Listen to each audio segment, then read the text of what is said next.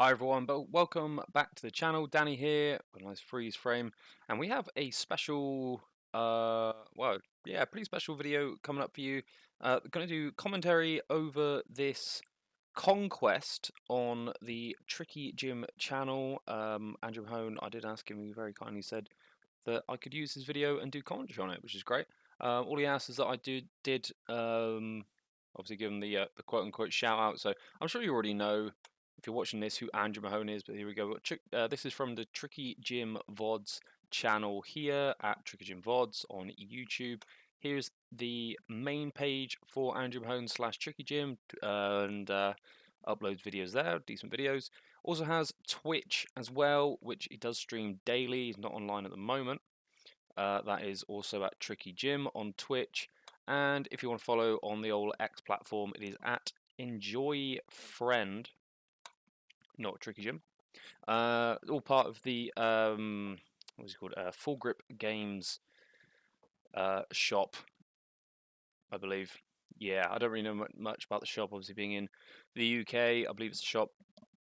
But yeah, anyway, so that's what it is. And he's doing a Conquest video with fellow player Jesse Parker. So the idea here is that you bring along 5 decks, and once you've won with the deck, you cannot play it again. And the first person to win with all 5 of their decks is the winner. So it could be up to 9 games to play here.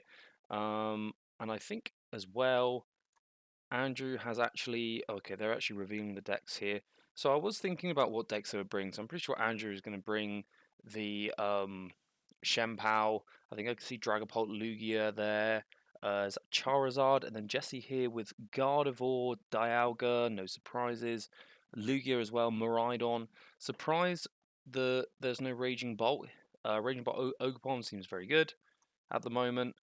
Anyway, this is a 4-hour video. I don't want to be here for 4 hours going at it. So I think, yeah, the first thing to really get into is the idea that when it comes to Conquest, you need to be aware of one, if you know what your opponent's playing, even if it's a closed deck list. I mean, they obviously have an idea about what each other's playing, but I don't think they know the exact 60 of each other's lists.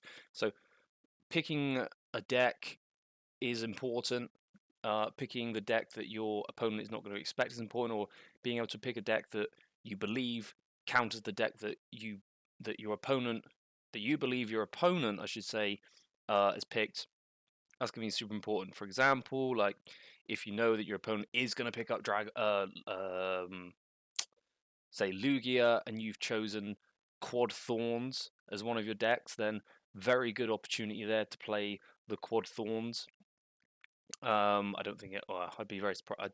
Well, I don't know if there's going to be an Iron Thorn in Jesse's Miraidon, but I do believe I was thinking about whether or not I need to do an infographic for this, but an infographic, any kind of like overlay. I don't think I need to, because I think they have some kind of score on this, and it looks like we're going to get into the coin flip. I can see Fire Energy there for Andrew with his pink, no doubt, Dragon Shield sleeves, who is his big sponsor.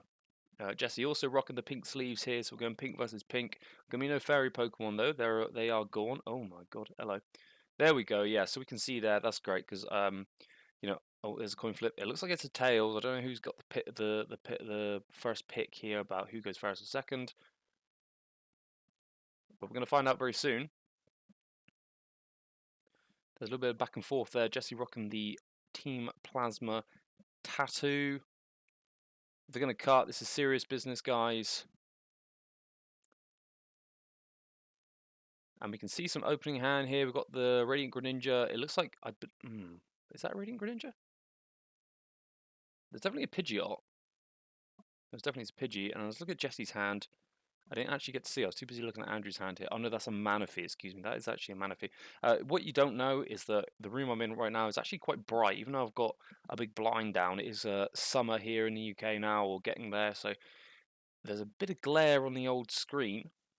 And it's going to be the Minccino for Jesse. So pretty much a giveaway there. It is Lugia into the Charizard. Lugia, good matchup, good choice for Jesse to lead Lugia.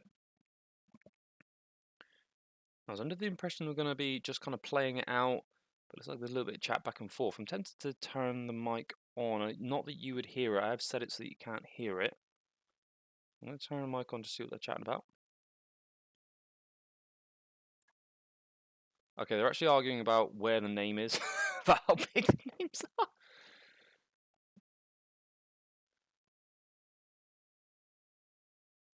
I think it's fine. Yeah, I think it's fine. They're saying it's fine. It's fine. It's fine. Okay, we're gonna go in with the Great Ball here for Jesse. Reveals any Pokemon off the top there. Now, of course, Lugia. I think we all probably know how Lugia runs here. It is a fail. We get Lugia, and oh, there's the Mesagoza. I'm gonna need a heads. Can't see the die. It is a tail, so that also fails. This is a terrible start here for Jesse. Not sure if there's going to be any other search cards in hand. Going to need to get Lugia in turn 1 to be able to turn to evolve into Lugia if you have even a shred of a chance of getting that Archeops into play. Lugia coming back not only because of Legacy Energy, but also because it is a good matchup into Dragapult and into Charizard, which is one other good reason to not play Charizard at the moment. So Mesagoza is going to stay into play. It looks like we've got the gift energy there going on to the Minccino, and it is a pass. Now, not a great start, but pretty safe knowing that the Charizard deck is not going to be donking. Looks like it's going to be the Buddy Buddy Poffin to launch Andrew's turn. Going to get an idea about what's in the prize cards. Dog barking away in the background. We do see that the Pidgeot is in deck. There's some other stuff there. I think that was the promo Charmander I spy. Alright. Let's do it. And going to be taking a little bit of time here on this initial deck search to see what we want to get. Definitely going to be a Charmander, I should think, hitting the field. Just about maybe a decision about which Charmander. Of course, the Charizard deck is known to play multiple different Charmanders. You have the option for the 60 HP Ember for 30, although not a good pick into Dragapult at the moment. There is 70 HP Charmanders, one of which can discard your opponent's stadium. Looks like we're going to see, yeah, there it is, that double Charmander with the 1 energy discard the stadium in play. I should think there's going to be a Mesagoza at some point. I do see the Nest Ball in hand. Nest Ball is hitting the field here. Probably the Rotom. Andrew unfortunately puts his discard pile off screen, so we're going to have to try and remember, yeah, there's the Rotom. And there is also the Manaphy. Scared of the Teal Mask, I believe. Teal Mask Ogerpon, is it? Is it Teal Mask? Or is that the grass one? I can't actually remember which one it is. I'm going to look up on my phone. The Water Ogerpon. So the Water Pokemon The Water Ogerpon does. I think the Teal Mask is the grass one, isn't it? Yeah. Anyway. Yeah, it's the grass one. So it's the Water Ogerpon. The Water Ogerpon has the ability to do 100 to the active and 100 to the bench. And it is Iono for Andrew here. Probably doesn't necessarily want to be Ionoing, knowing that Jesse had nothing in hand, but going to be valuing getting set up himself. And here is the Mesagoza. It is a Tails. That die, I should say, is just unreasonably big. Oh, we're going to see the cool family. I don't know if we necessarily need to, considering there's already 2 Charmander in play. The Pidgey is basically safe. Well, it's not safe, actually, because this turn, Jesse could just evolve into Cinccino, sorry, and then attach and just blow up whatever in the active. So, offering up the sacrificial Manaphy here, maybe that's why it got played to the bench rather than worrying about the Water Ogerpon. And it looks like Jesse now does have, that Lugia V, also has that Cinccino. What else are we going to be seeing here? Just eyeing up what we've got in play. 1 gift energy. There's another double turbo. There was a double turbo in starting hand also. But these Cincinos are going to be very important here. Now, I don't know exactly how many Jesse is playing. It could be a 3-2 line. It could be a 3-3 line. It could be a 4-3 line. Could be a 2-2 line. The Cinccino, however, is going to be super important in being able to blow up. Oh, was that a research? Oh, it was a Carmine. Carmine double Archeops. Very good. So the Oh, and Iron Hands goes down as well. So Iron Hands probably not going to be super effective in this matchup. Although it might be nice to be able to do some damage, take some extra prize cards. And his heads on the Mezagoza. Just double check what's in hand. Yeah, so the Cinccino is pivotal in this matchup to be able to blow up that Charizard 5 special energies. And even if one of them is double turbo, we'll do 330 damage. What's my cat doing to my dog? Oh, she's rubbing up against his paw. Very nice. What are we going to see here? I think this is the first deck check for Jesse, which is nice. And it looks like he's just pulling some stuff to the front here. It's going to be finding that Lugia V-Star, I should think, which is great.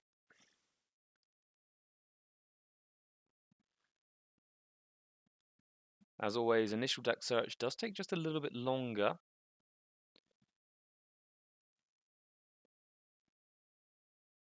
Don't know if I necessarily love that. Yeah, so just talking about that Iron Hands here. Yeah, I don't know. I think maybe having Iron Hands would have been nice. You could potentially take a 2-prize turn on a single prize Pokemon, but Jesse opting to put it in the discard pile instead. And it's going to be that second Minccino hitting the board. This time it's the 60 HP one, so a little bit of respect from Jesse for the Dragapult, but not respecting it so much that he went all 70. So still having that call for family option there. And second Lugia hitting the bench. A little bit of protection there for Jesse. Although I don't know if I love that play, because ultimately, even if the Charizard comes into play this turn, it's only going to be 180 damage, which means that the Lugia can never actually be knocked out this turn. And I read the wind for the third Archeops hitting the discard pile, taking it back over to Andrew here. Of course, Charizard, not known for its super fast starts, but does ramp up the damage very quickly. Another Tails on the Mezagoza. We're 1 for 4 at the moment on those. We do see that that fire engines in the discard pile. Now, most Charizard lists may be playing 6 or 7 fires, not a lot. And I think we're going to see the Forest Seal Stone from the Arven. Did Andrew prize check it correctly on initial deck search? Can just check the hand again. I forgot what am I playing with.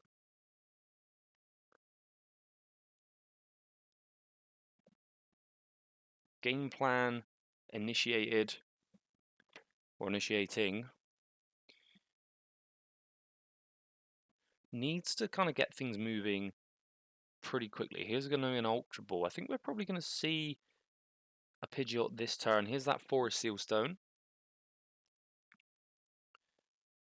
Rare Candy Pidgeot into Rare Candy Charizard is probably the optimal. I think there is a Rare Candy actually already in hand there for Andrew, at least one anyway. Gonna use the Buddy Puffin. Getting the Bidoof, so the Bibarel also is going to be available here. So being able to quick search for any card you want and being able to restore your hand to 5. Nice little defense there against any potential Ionos. We do know that Lugia is fond of an Iono these days. And there's the Forest Seal Stone. Gonna flip over the LV star counter. No, thinking about it. Yep. Interesting. I've never seen anyone flip their V-star counter right to left. So usually people like flip it top to bottom. So that's interesting. Some interesting V-star technology there from Andrew. And just eyeing things up. It looks like the A-Spec is in hand, and I believe that's the funky new A-Spec, which kind of acts like a focus sash for any Pokemon. You know, if they get knocked out with full health, they're not knocked out, and they in fact have 10 HP remaining. It is of course going to be the Forest Seal Stone into the Rare Candy. And there is Charizard, the big wombo combo. 4 fire energy in deck, 3 hit the board. So 4 fire energy in deck, 1 in the discard pile. Don't have any prize. We do know there is at least 5 fire energy in this deck, which I think there's probably 6.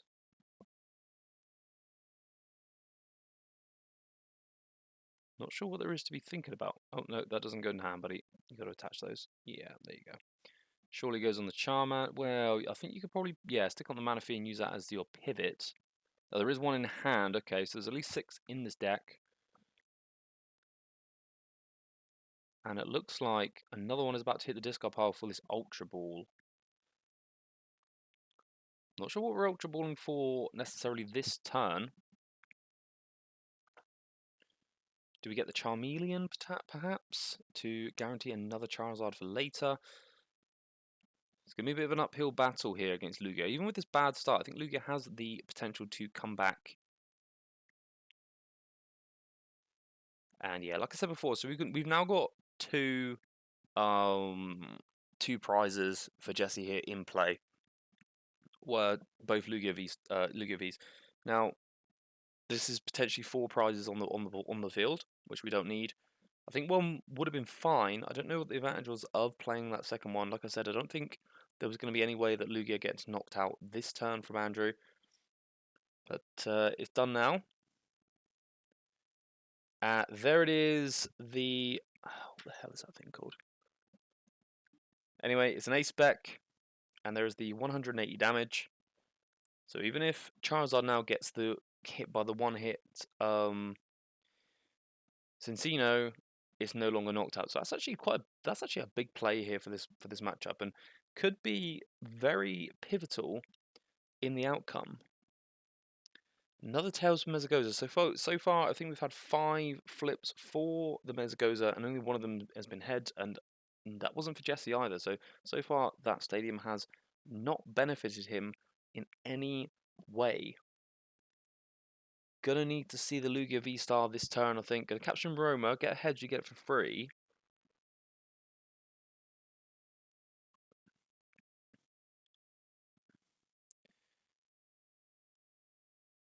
Tails, it's gonna be a basic here.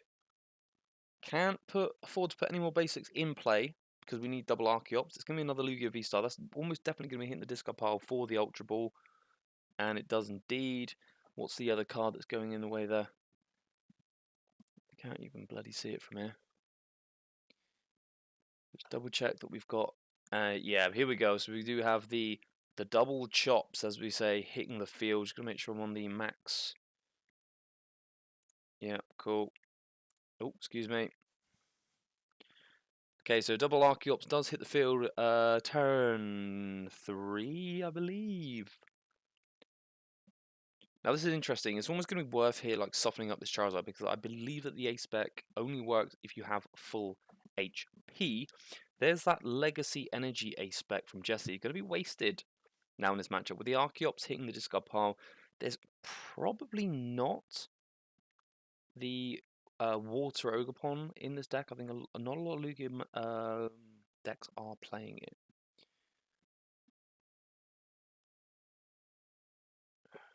Water Ogerpon card. Let's see what comes up. Wellspring Mask. Yes, that's the one. Wellspring Mask Ogerpon. So that's the one. It's going to be is that a manual attachment of the gift energy? And I think, yeah, well, I think we're punching. We're punching the Charizard for 200 and discarding the Mesagoza, probably for the best. Can't flip head to save a life, so. Draw for turn, we're over to Andrew now. Somehow this Manaphy has stayed alive. Just looking in the hand, is that Boss's Order? I think that's a Boss's Orders. Boss's Orders is going to be really good here. I would potentially look to boss up Cincino, or do we target down the Archeops at this point? It is early doors. Targeting down the Archeops doesn't feel awful, but the biggest threats are always going to be the Cincino. But you've already got 200 damage on the Charizard, so we might be just perfectly happy here. Or do we get ahead in the prize race?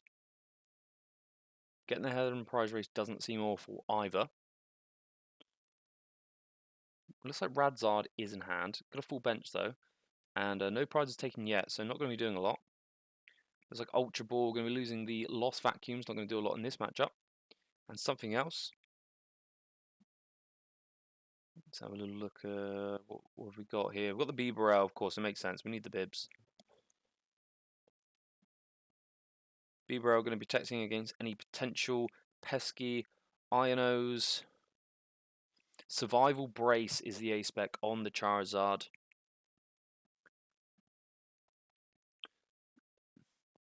Good heads-up tech there from Andrew, predicting that there could be some one-hit knockout potential from Jesse, and it's definitely paid off here. So we're going to see the Bibarel for 3. Manual attachment does go to the Charmander, preparing for the inevitable knockout of this big Zard. Probably just going to be happy here to take the 2 prizes. Haven't seen a supporter yet for turn, though. It's currently actually, I think, looking like the ball is in Andrew Mahone's court. Jesse's going to need to find, I don't know if he even play at the collapsed stadium. Just get rid of that benched Lugia V. Those extra 2 prizes definitely cannot afford to concede those. I believe there's a quick search here.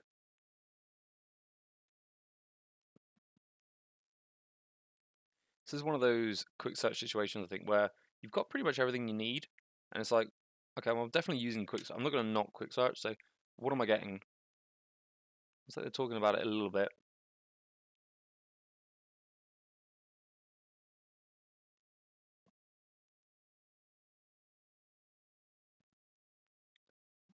Ooh, the Temple of Sinnoh.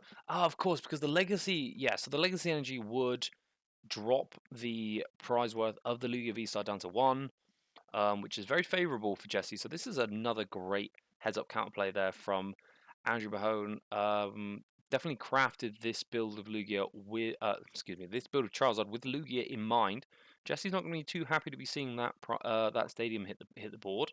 Does also switch off every special energy in play, not just the Legacy Energy. Eyeing up, is that the Kieran?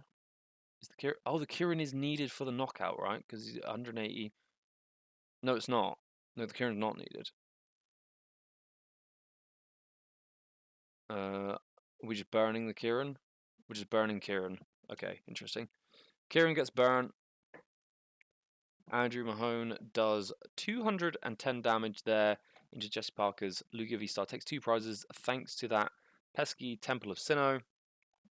And Jesse's definitely in a tough spot. Has set up, but not too happy about it. Can't be too happy about it. Looks like Lugia V-Star gets Lugia V, gets promoted. The price rate doesn't really work out here. You knock out the Charizard with the Lugia V, which would have to be a V-Star. You take 2. Andrew takes 2 back. He's on 2. Jesse's on 4. And then would you be able to Cinccino down to 2 yourself, Andrew on 1? Oh, no, okay. So there is actually a route here.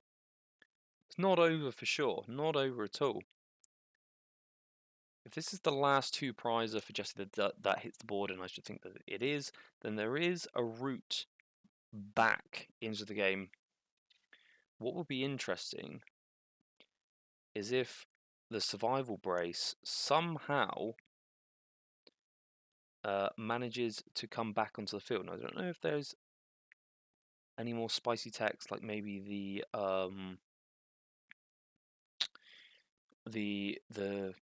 Silene or anything like that in Andrew's deck. That would be pretty busted. Because going and survival vesting, is it survival vest? Survival brace. Getting a second survival brace would be kind of messed up. Worth noting as well now, one big advantage with Lugia is the gift energy for draw, and it's probably the main. It's sort of the main draw engine. It's the only draw engine really of the deck, other than your support card. So right now, again, that Temple of Sinnoh is showing it off. Now, is Jesse Parker going to try and attack here with what is technically 3 energies on the Lugia V? Would need to attach another one. Does only opt for 1 off of one of the Primal Turbos from the Archeops. Let's sit, shuffle up, make sure it's good and shuffled, bud.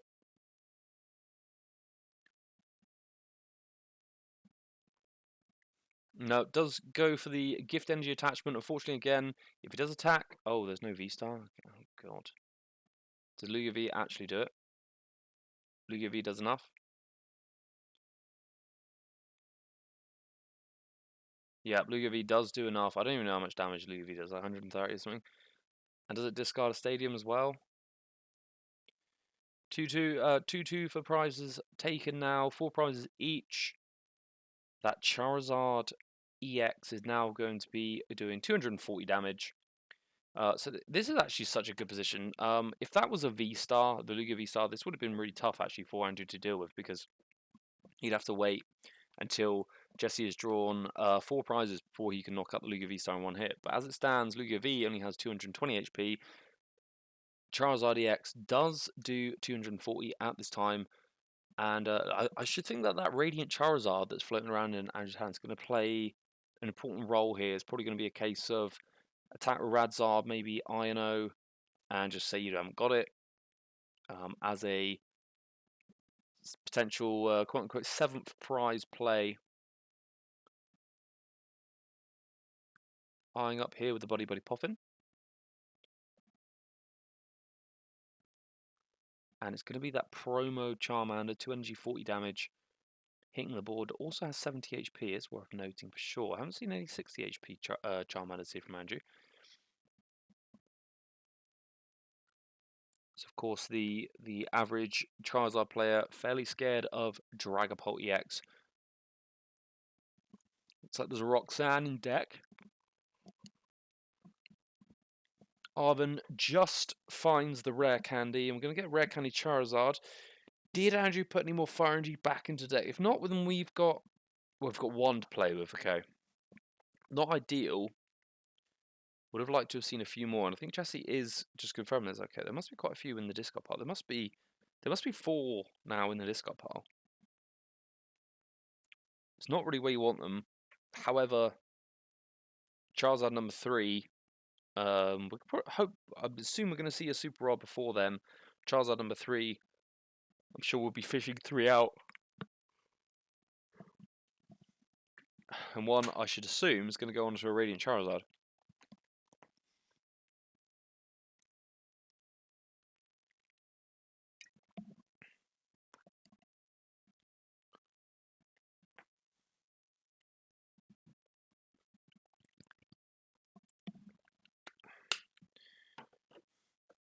We may well here just be seeing the power of Lugia, and why Lugia has just won a major tournament in Japan coming into play. I don't know how much Charizard there was there in the Japan tournament, but either way.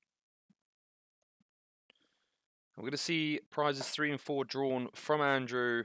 Coming into Jesse's turn here, does get the gift energy, so that draw engine, quote-unquote draw engine of Lugia V-Star's deck in full swing.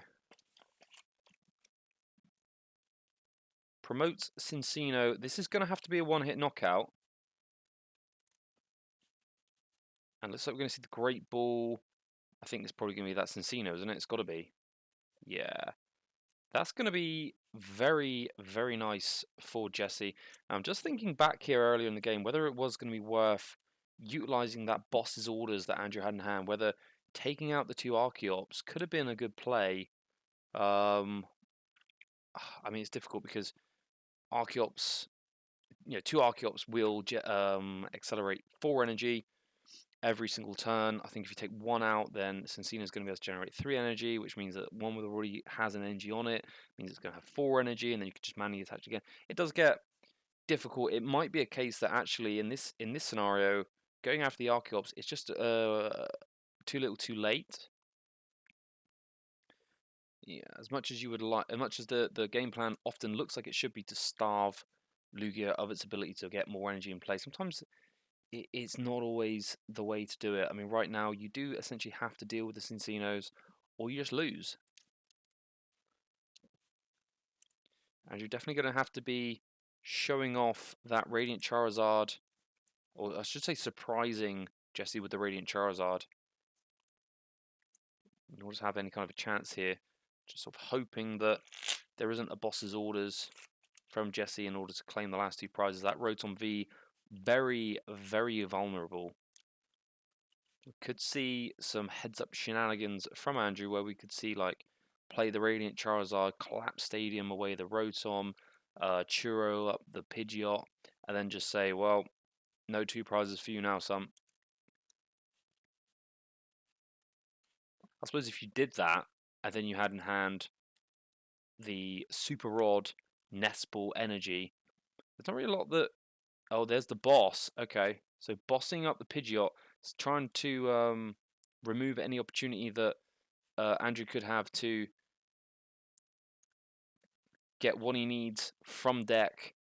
This is just turned very, very, very quickly. Now, maybe the experienced Lugia player watching or the experienced Charizard player watching will be able to say, well, actually, I think it was going to go like that all the time. It looks like Collapse Stadium there is in hand for Andrew, but I think this could be a tick off for Lugia.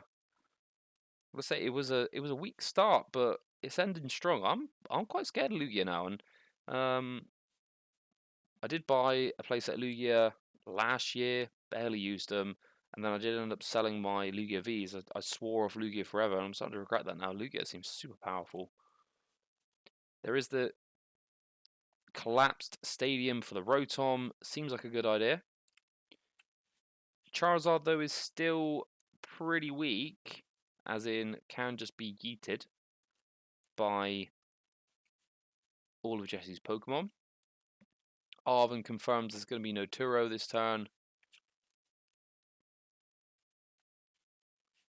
Arven for Ultra Ball. Arven for Ultra Ball.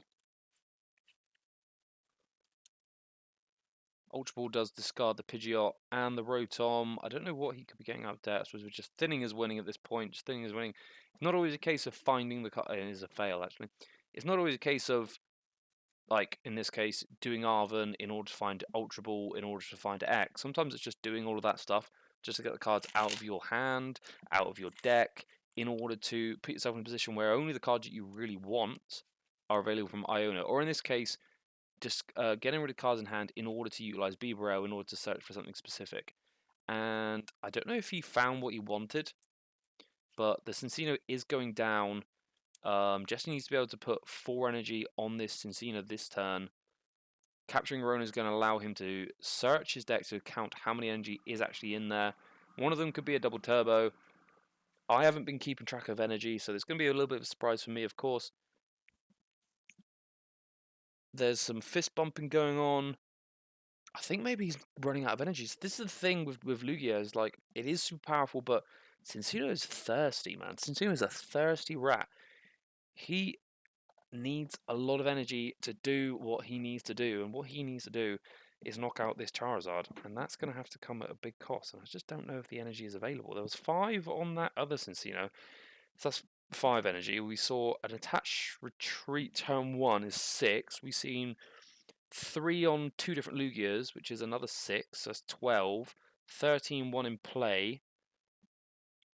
Most of the 17, there's probably some prized. This could be an energy drought for Jesse Parker. There is one in hand there. It's the Mist, I believe. And we are seeing the Boss bossing up the Bibarel. I don't know if that's a good enough play, because, yeah, there's just the... Oh, the Professor Turo. Okay, yeah, so the Turo to win. And it looks like it's going to be 1-0 there for Andrew Mahone. Charizard is stricken from the list. Is he playing Gouging Fire? He's playing Gouging Fire, Jesus. Okay, so it's 1-0 so far for Andrew. I am going to skip the fluff here. Get straight into game 2. And we can see in the top, there it is. The little Charizard icon lets you know that Charizard has won. So Lugia is still live for Jesse, so there is an opportunity. I mean, okay, well, if I was these guys, I think I would have come with all 5 of my decks with the same color sleeves, just to completely make myself unpredictable as possible. But they've both once again matched each other in sleeve color.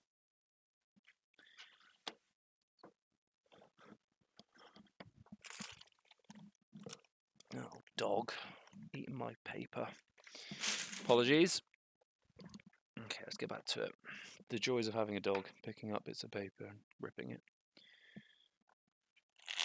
Let's see here. So game 2. Yeah, so once again, Lugia is still live for Jesse. So Lugia could just play Lugia again, to be fair. We don't know what Andrew's playing. Oh god. There's a lot of shuffling. Can we just come on, guys. Let's play the game. It's still okay, they're still shuffling. There's a lot of shuffling going on. It looks like okay. I think we're ready. We're ready. Now I do believe I don't know how they're doing it. I think are they just running it as the loser decides who goes first. There's a Pokestop here for Andrew. We've got some lightning energy. Is this gonna be the Miraidon? This is definitely gonna be the Miraidon, I think, for Jesse Parker. Jesse has had some success with Miraidon. Of course, Miraidon was heavily popularized by Andrew Mahone at the last year's World Championships, where he placed top 32. Since then, Jesse has placed second at regional himself with Miraidon. Let's see, we've got Cance and Cologne. Is this...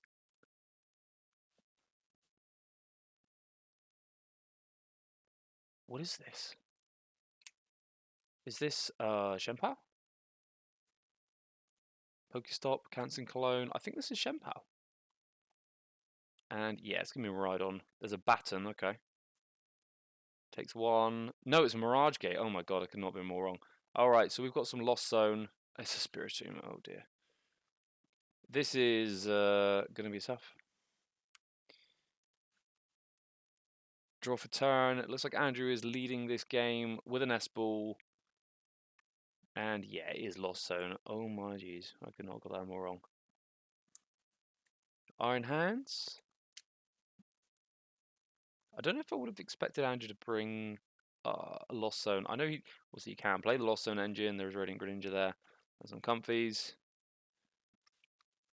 But yeah, still, I don't know.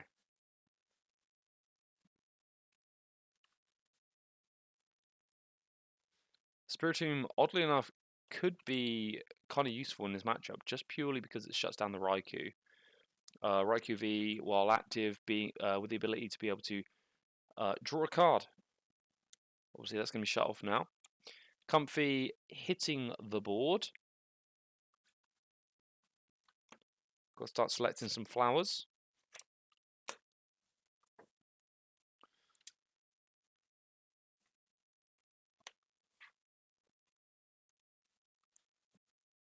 Nice riffle shuffle there.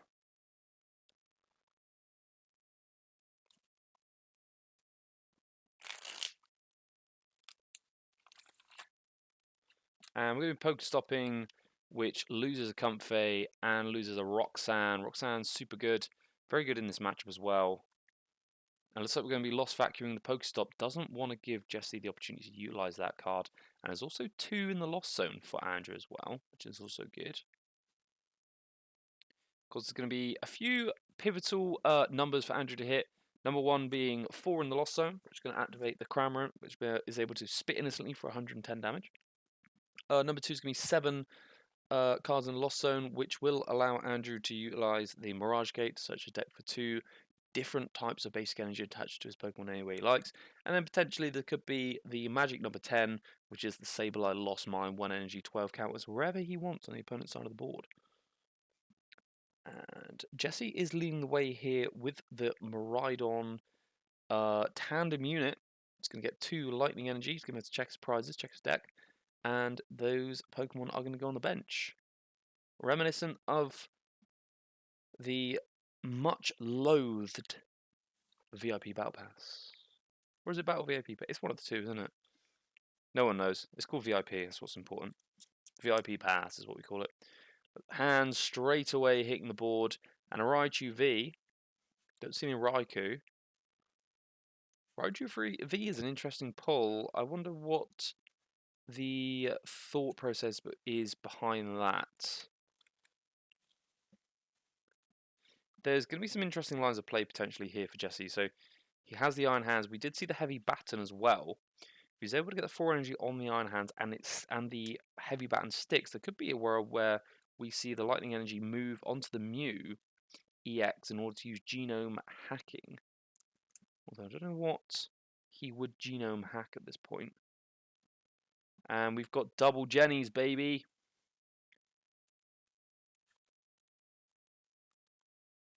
Very exciting times. Would love to see another generator for 1 or 2. Free retreat. Amp you very much for the 2 prizes. It'd be very difficult for Andrew to do anything about that. At least it'd be on the Spiritomb and not on the Comfey. When did that Comfey go to the bench? Because I'm pretty sure he needs to be active. Oh, he didn't even flower select, did he? Oh, wow, yeah. It's Jenny number 2. Oh, and it's Jenny from the block. It's another 2 energy. Okay, opting to charge up this Miraidon EX now.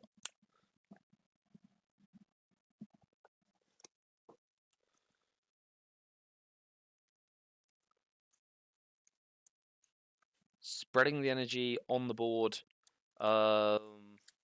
Something that Jessica will be aware of. Oh, okay, got the double turbo. That makes perfect sense. And we're going to be squawking. Oh my god, he's just got it all. We're going to be squawking. But first, a nest ball. What are we nest balling for? Oh, the bundle. That is broken. Arvin for turn. Forest Sealstone is going to go onto the Raichu. Going to search for any card whenever he wants after this squawk. Oh, and it looks like it's got the pivot tool as well, the emergency escape board. Is it called emergency escape board? Just emergency board.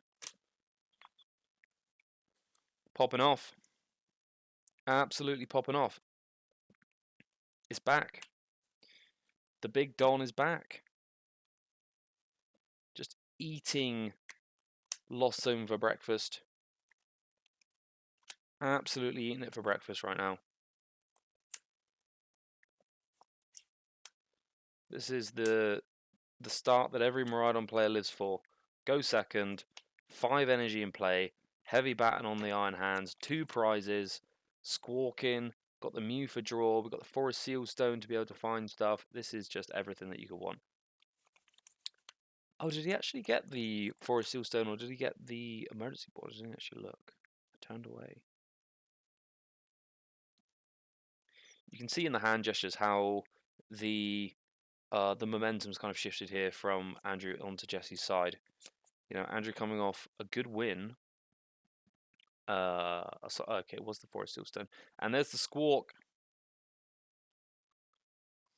6 cards. I potentially actually would have, I know it's so small, I would have probably used the switch card to switch into the Iron Hands just because I still hadn't have the opportunity to utilize a retreat. I know that the chance of him using Iron Hands is basically 100%, but it's one of those things, it's going to go in the discard pile anyway, you might as well utilize it. But it is 2 prizes either way for Jesse here from that Iron Hands amp. And I don't know what Andrew can do here. 2 Comfy are in the discard pile. 1 thanks to that lovely Pokestop.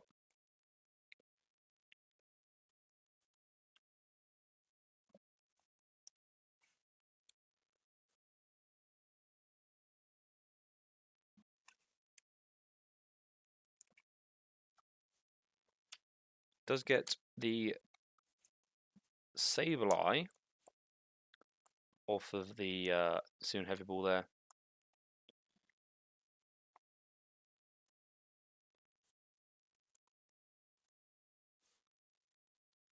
This can be our first Colress for game. Look at the top 5, Lost Zone 2 of them, which will take us to that. Previously talked about Magic 4, but I think at this point, you don't want to put Cramorant into the active spot. It's just going to get amped for 2. Lightning Weak also. So even though Jesse is only doing 100 damage with that double turbo energy, it's not going to make too much of a difference. Losing the psychic energy, now there's a chance that could be the only psychic energy of the deck. So the Sableyes aren't played as anywhere near as much as they used to be. There's the Prime Catcher. Does lose 1 energy, but does get the Nest Ball. Got to be happy with the Nest Ball. Gives you something to work with. And now we're going to be thinking and wondering, like, what are Andrew's outs here to stay in the game? So I think there's potential here to amp the Squawkabilly EX with the Lightning Weakness for 3 prizes, and then I would almost be willing to go for a second amp if possible. It would require the use of all 4 Mirage Gates, which is not great, right? It is not great, but it would give you something to work with. There could be, well, we've got Sableye in hand. Unfortunately, that Psychic Energy isn't discarded. If there is another Psychic Energy available for Andrew, then it could be a case of putting 6 counters on that Mew EX, counter catcher later, amp number 2 for game.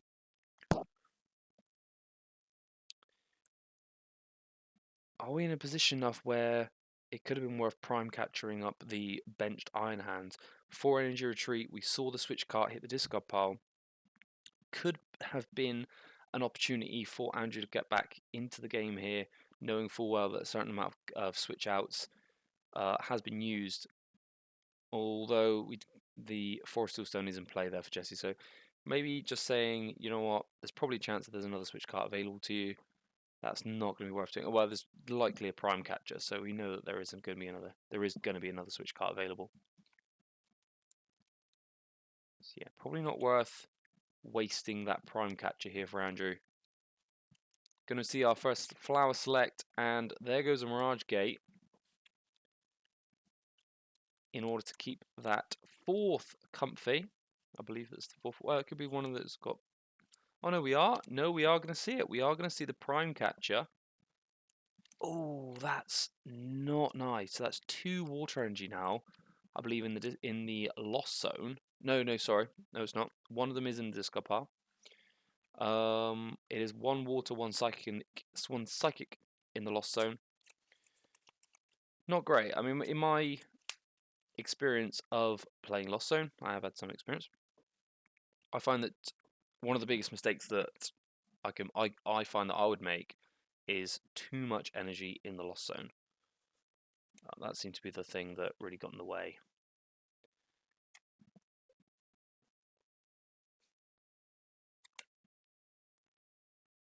And it looks like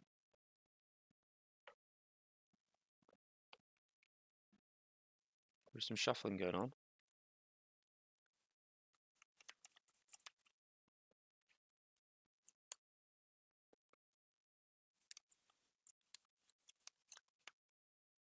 Could have been the Arven here. Going to do the rescue board onto the Squawkabilly, and oh, there is another switch cart.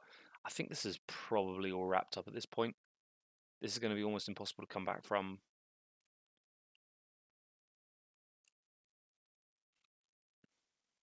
Another rescue board. Plays 2 rescue board. Wow.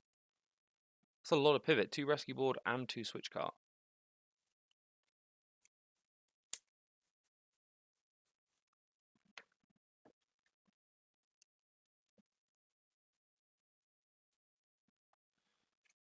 Here comes the restart for 2. Is it 2 on the Mew? And another ramp for 2 prizes. Yeah, I mean, obviously we're going to play it out. We're going to try and squeak something out of this. No time limit. I don't believe there's a time limit. No, I don't see a time limit. Going to be Pokestopping first. There's a Comfey, there's a Buddy, and there's a Lightning Energy. Not what you want to see there going into the discard pile. You do have the Super Rod in hand, but you're not going to want to use it right now. What do you do here? If you're Andrew, what do you do here? I mean, that board is just monstrous from Jesse to deal with. Really, really difficult. That Roxanne would be nice to have right now, for sure. Some decks do play 2. I think maybe more Lost Tina. Me looking at the discard pile here and thinking, going to be going for the Power Pad. I like the Power Pad. Power Padding 2 supporters back into the deck. Buddy Poffin thins the deck. Get some more comfies into play. And then shuffle up and try and find the Roxanne, I believe, off of the prize card. Otherwise, like, you can't really find the Roaring Moon at this point, because if you do Frenzy Gouging, then you lose because you only got 30 HP left, and there's that Miraidon sat on the bench with 2 energy on it. So not ideal.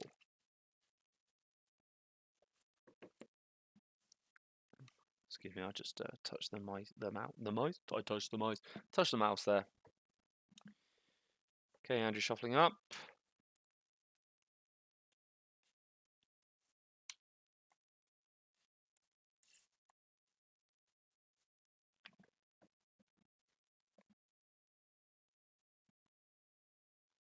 First flower select. Do we keep the Raikou?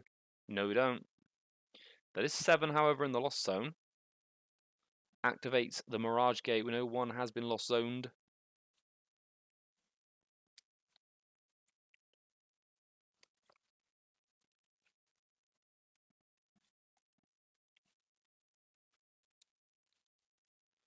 Okay, we do have that. Okay, yeah, that's. Oh, yes, we do have the Blood Moon Ursaluna now.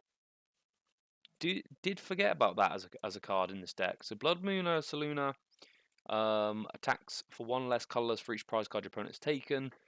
Jesse has taken 4, so I believe that's 1 energy to attack. So there could be just a Mirage Gate, 1 energy onto the Comfey, 1 energy onto the Blood Moon Ursaluna, and that would actually be a knockout on this Iron Hands EX.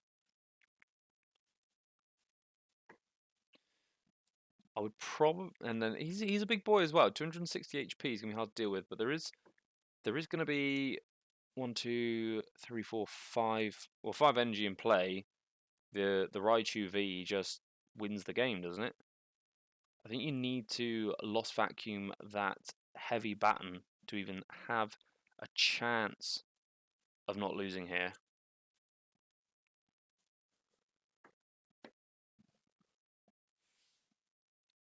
There's no Lost Vacuum in hand, so I think it's just game, isn't it?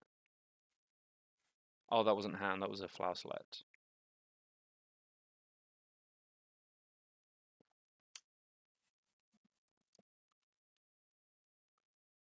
Okay, interesting. So Counter Catcher up the other Iron Hands, do 240 damage to it.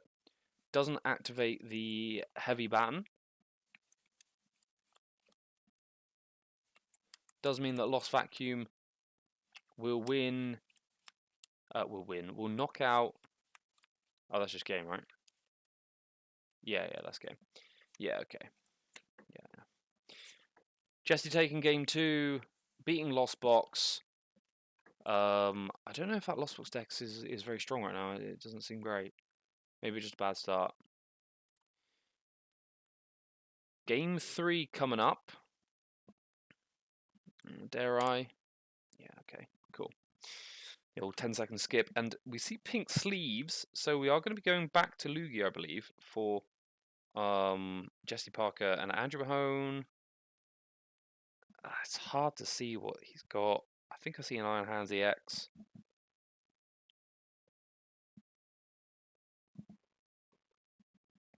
One so far. Jesse winning with the Miraidon. Andrew winning with Charizard. Is it Lugia Mirror? Dear God. Is this just Carmine and Prey? It's gotta be, isn't it? We've got Ultra Ball. Ultra Ball, Lugia, Carmine. Because you can, of course, Carmine. Turn 1 going first, which is really cool. Did you just pass? No. Okay. I was going to say, geez. Or do you Ultra Ball for a Chops to guarantee the Chops into the discard pile? I don't know. I don't know if you do that. Yeah, I mean, all of this, it doesn't matter too much. Like, pick if you're gonna find a basic and not an Archeops, then pick an energy. Everything else doesn't matter. Just discard it. It gets Carmine anyway. Who cares? And I think that's probably going to be the play here. You can jet the Lugia into the active spot. Probably what you do want to do, because it does allow you to potentially turn 220. Yeah, I think I agree with this as a play. I don't think guaranteeing the Archeops and Disco Pile is the right move. Doesn't feel like the right move. Shuffle up.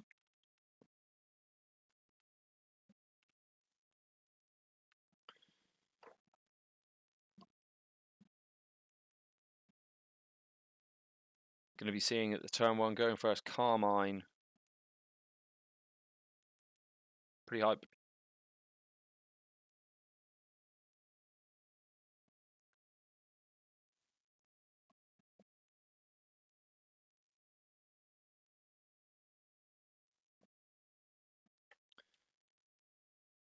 Okay, jet into active. Yep. Like a lot of mirrors. There it is, the turn 1 Carmine. You'll have to see it. Like a lot of mirrors, I think a lot of it just comes down to whoever sets up first. Oh, we still don't see a rat. Still no Minccino. Gonna have to flip tail passes. Really? Okay, I suppose you don't actually need the Minccino yet, and you want to be able to flip aheads on the Lugia on the capturing Roma for the Lugia V-Star. That is, speaking of capturing Roma, going to be a Tails in order to find a basic energy for Jesse. He's got some more Mincinos in hand. Another Lugia eyeing it up. Definitely going to respect the potential for that turn 2 220 damage from Andrew here. Although with a hand like that, I don't know if that's going to happen. We have seen Luminion hit the discard pile. There's a potential chance that there's 2. Blood Moon Ursaluna as well.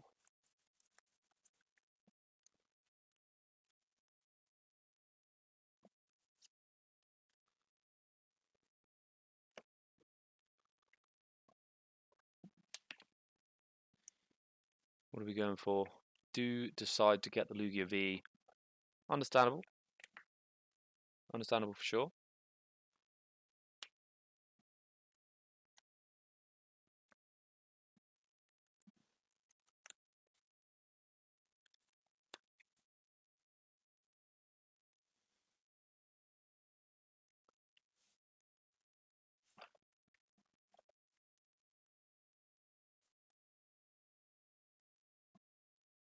Okay, what are we going for here, guys?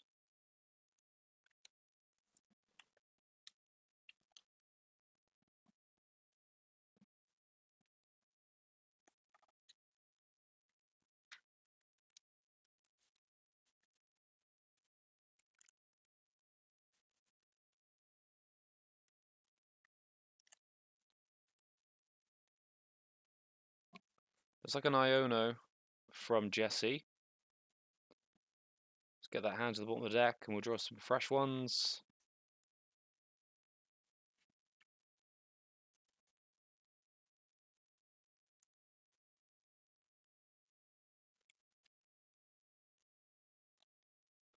Great Ball.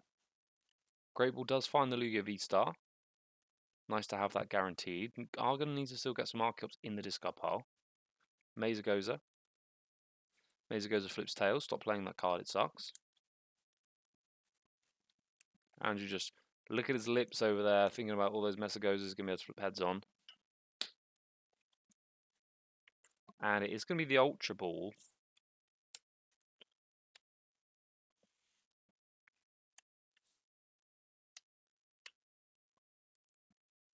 For the first Archeops, I believe hitting hand, not yet discard pile. But are going to, okay, it's going to be a read the wind. We're going to be reading the wind here.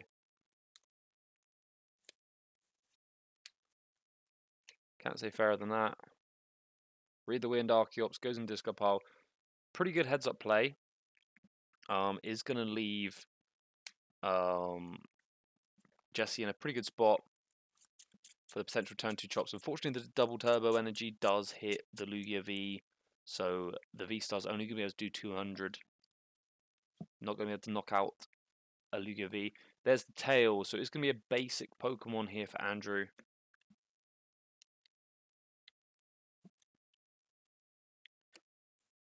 No doubt needs to see some heads there. I think it would have liked... Okay. I was going to say would have liked to have seen a double heads, but actually Luminion... So there is 2 Luminion.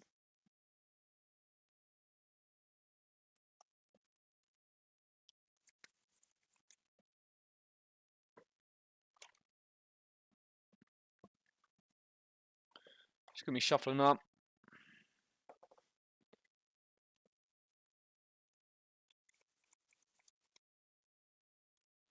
we're shuffling pretty hard. I mean, are we just getting support straight out with the Luminian, or? I don't know, man.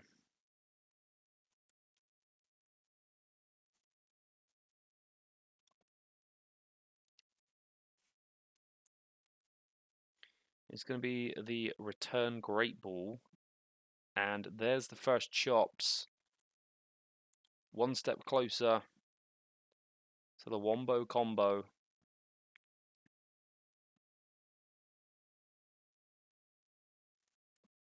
The uber powerful Wombo combo.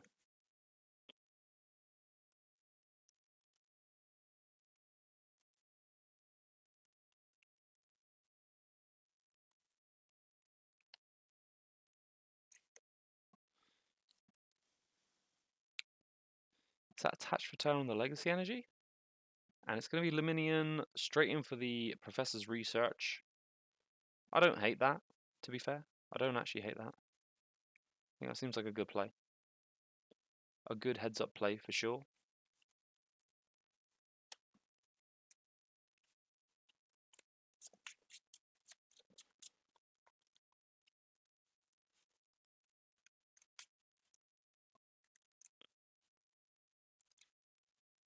Is that 2 chops?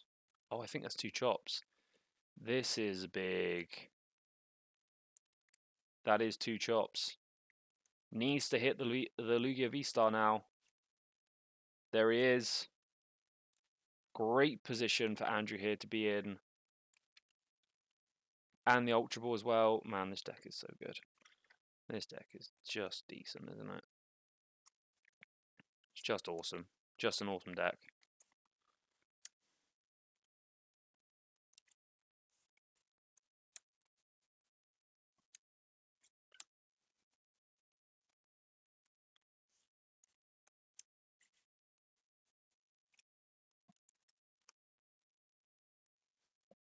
There it is.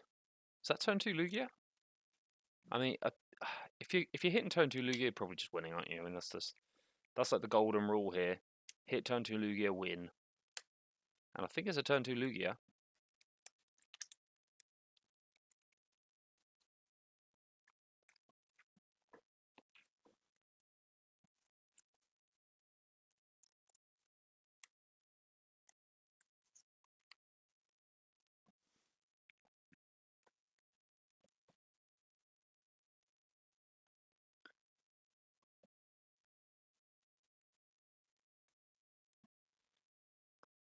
Considering the Great Ball, not 100% sure. Only a consideration for now. You may as well. You may as well play it. What else are you going to do?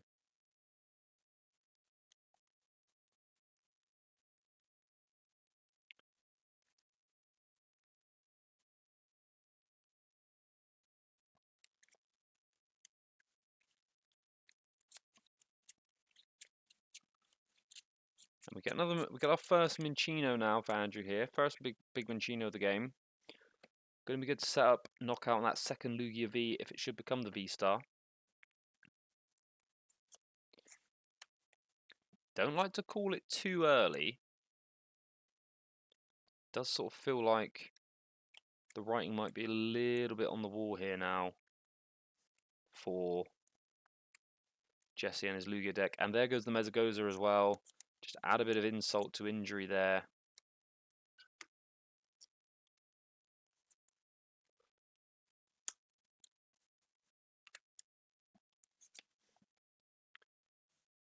It's like the board's just basically cleared at this point. Board's basically cleared at this point.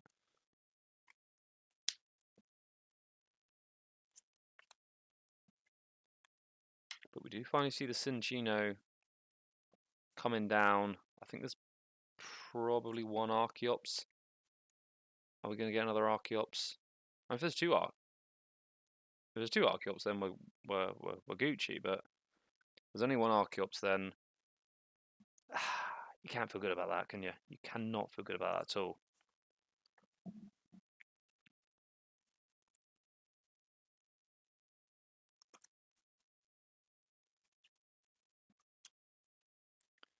What did we get off that?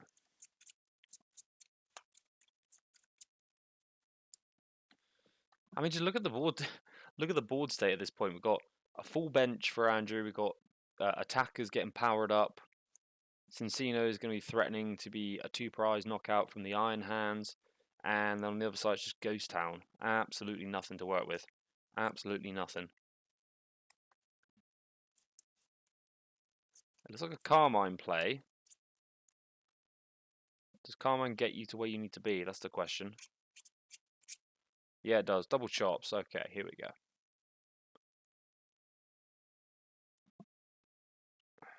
The big double.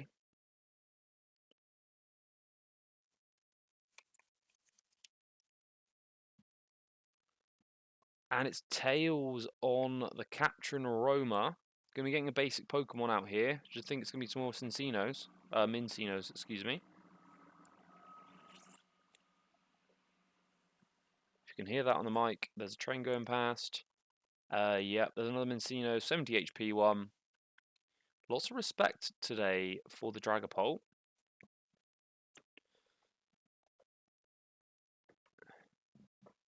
Archeops number 1. Archeops number 2. That's going to be a KO. 280 damage done from Jesse on the Lugia V-Star. It's going to be the first 2-prizer for Jesse of this game. I should think there could be the Iron Hands counter. Well lined up. That Legacy Energy as well, worth noting, does mean that Iron Hands is only worth 1 prize, which kind of sucks. Really not good. Well, good for Andrew, of course, just not good for Jesse at all.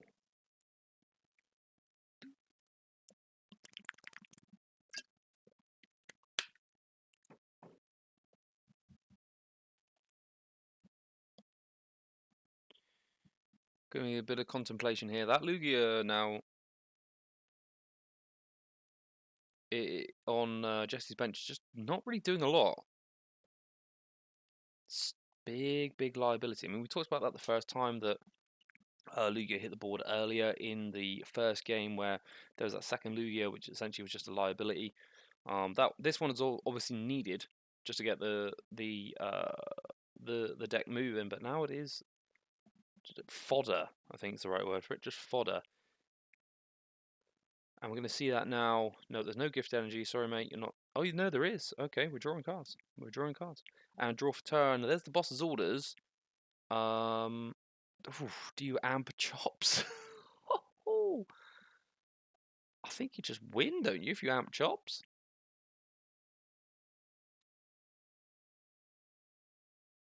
I kind of like that. Am I greedy? Am I a greedy player? Ultra Ball? No, consider. Okay, cool. This is a good play. So using Capturing Aroma, finds probably a Lugia V-Star, and then discard the Lugia V-Star with the Ultra Ball. Thinning is winning. Can we do it again? Another Lugia V-Star we don't want? There is. Yep. So people unfamiliar with Lugia might be thinking, why are we not playing Lugia? Look, you don't need him. Okay, you've already Lugia'd. Lugia's done what he needed to do. You flip over the V-Star counter, and that's it. Now he just wants to get the Cincinos in play, and then to really utilize this Iron Hands EX as well as an attacker. So it's just all about getting the Cinchinos going. Big, powerful single prize Pokemon, taking 2 prize knockouts. That's it. That's all we need. We don't need liabilities. Right now, there's only 1 liability on Andrew's side, which is, of course, the Luminian V. Do Lugia still play Collapse Stadium? They really should. I don't see what. Oh no, I do see one. I think the Collapse. If we can find the Collapse Stadium, I don't think there's anything really much that can be done here for Jesse. I think it would be all wrapped up. Attach from hand for turn. That's the Mist Energy, and then we're going to be protecting with that Gift Energy. Hand is protected from the potential Ionos. Super loaded Iron Hands. That's 1 chops used. Are we going to see the second Archeops? We are almost definitely going to see a second Archeops powering up that Cinchino on the bench. Maybe Andrew thinking actually, do I want... No, okay, so choosing not to use second Archeops, I can understand why. Don't want to choreograph it too much. Don't want to give Jesse an excuse to actually think, well, okay, I'm just going to boss that up, get rid of that, and then create that energy drought situation that Jesse experienced in the first game. Or maybe just going for the 1? Yeah, okay, so that makes sense. So going for 1. Getting into the nitty-gritty now of what you should do as a Lugia player. No doubt my friend Phil, who's a big Lugia head, if he does bother to watch this, will be probably shaking his head. Be like, bruh, no, you called it all wrong. You don't know what you're doing. And he'll be right, because I don't really know what I'm doing. But that is an amp you very much for 2 prizes there. 4 to 2. Gift Energy is going to draw Jesse some cards. Still going to be happy to see that, but it's a terrible position. I mean, this is like as bad as it gets, really, as far as for Jesse. I mean, this is just a bad position to be in. I think he knows it as well. Obviously, we can't hear what they're saying, but I should think he's very, very, very well aware that this is not a good place to be.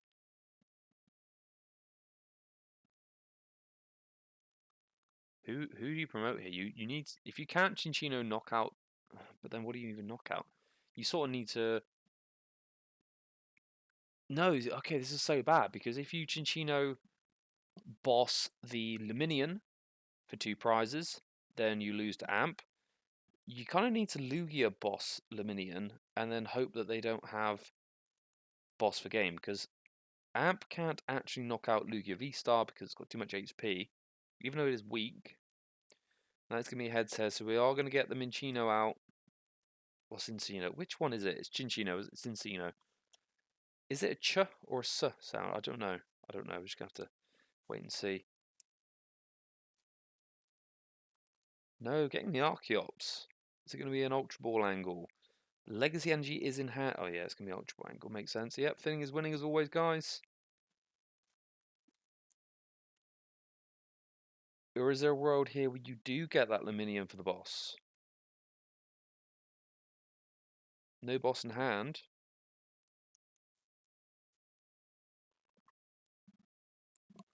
Oh no, no, there is no boss in hand. That's in deck. Thinking about it. It's gonna have to be Luminion. No, excuse me, that's Cincino. Cincino. The rat. Big stage 1 rat. There is another Ultra Ball though. Ultra Ball Lugia.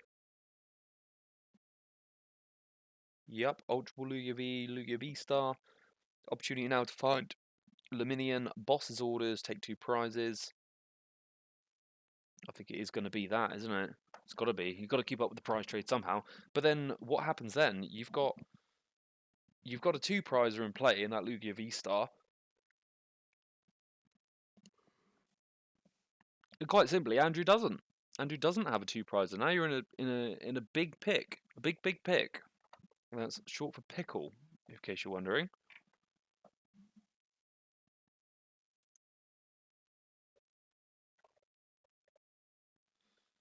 Jesse's just checking his opponent's discard pile here, just to make sure that everything is as he expects it to be.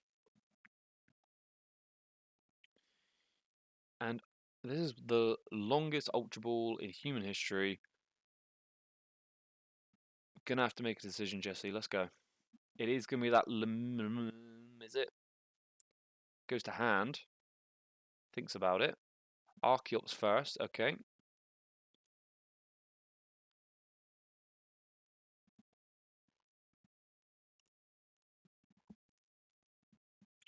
Could just slap another double turbo on this Lugia.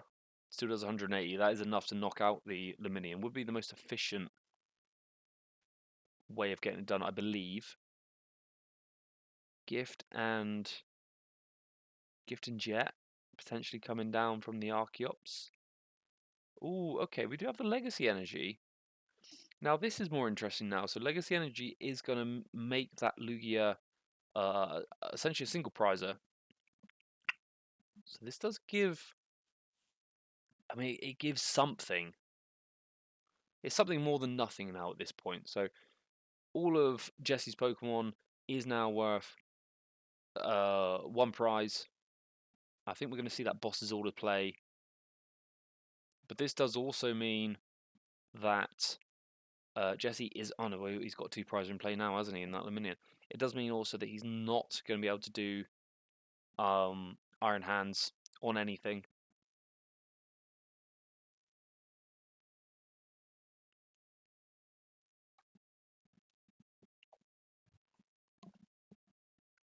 May as well throw that Iron Hands and discard part of the first opportunity at this point. The only way to use Iron Hands in this deck is to use that single Legacy Energy.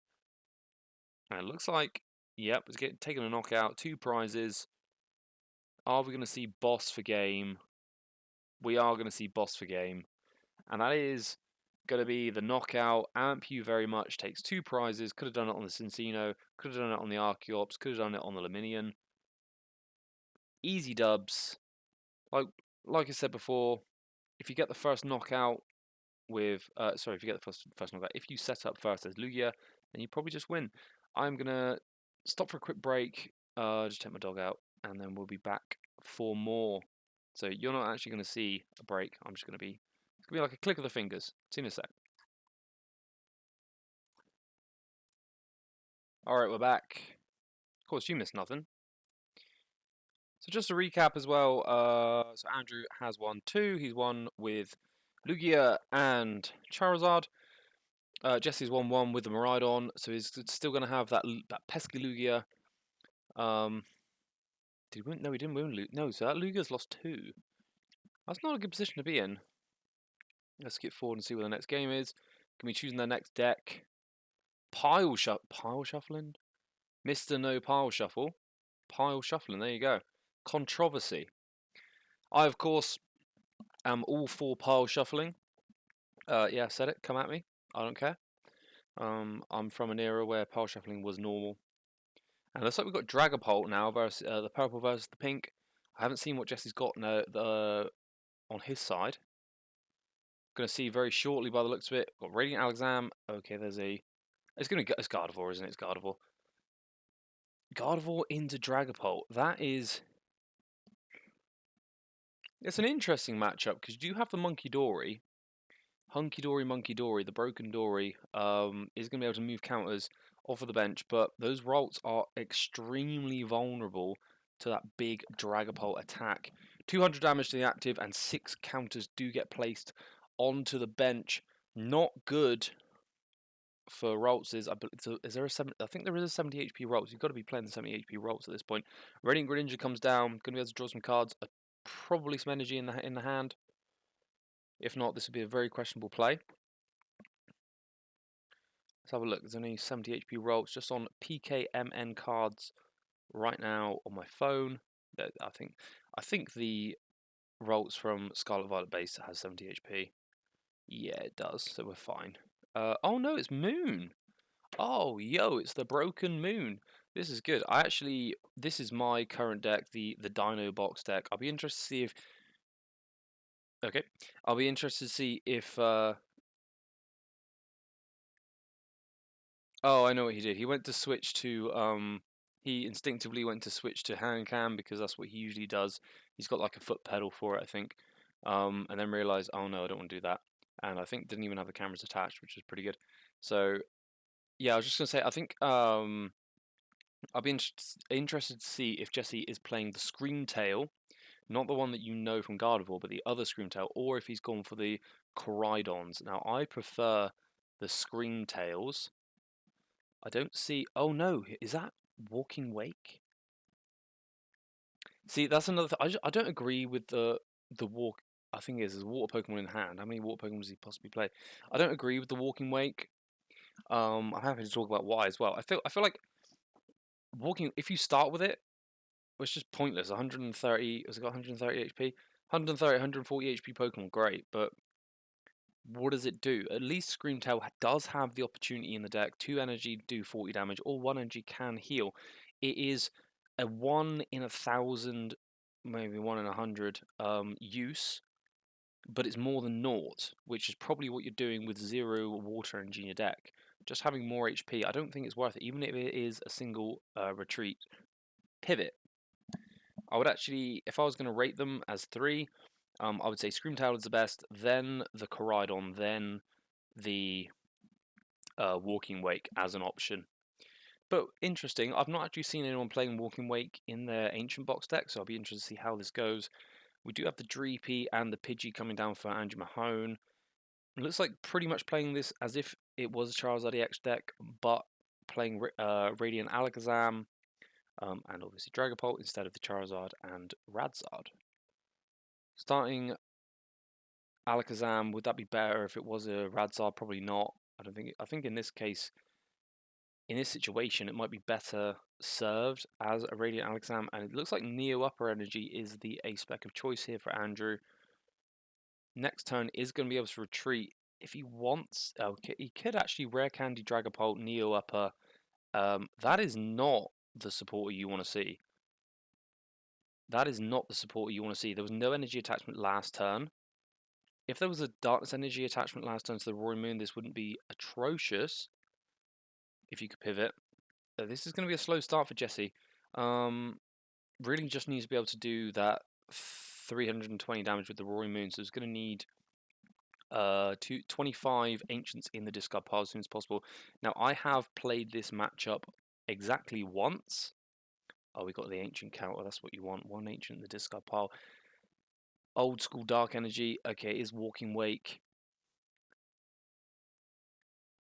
Now, unless there's some broken Dark Patch in the deck, which I don't think there would be, there could be, then this is not what you want to be.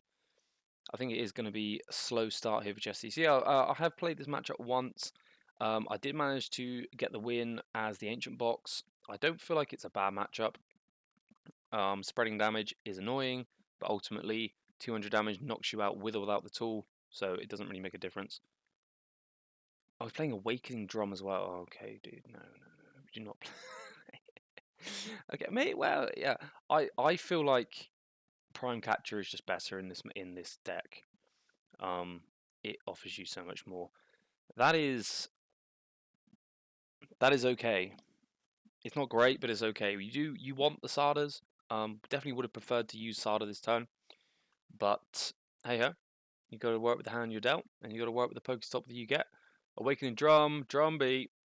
Andrew did not beat the drum. That is very disappointing. Poor sportsmanship for sure. Should be taking at least a single prize penalty for that. But hey ho. Oh. One of my cats is in the room, purring very loudly. Bless her cotton socks. Nice big hand from Jesse, but not a lot going on.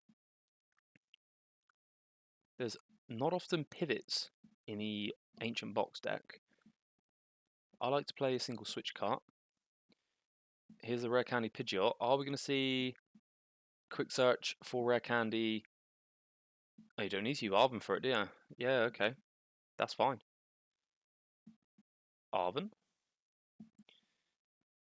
Something I noticed while playing Turbo Hands at UIC is that it's quite hard to say Arven without asking a question. Arven.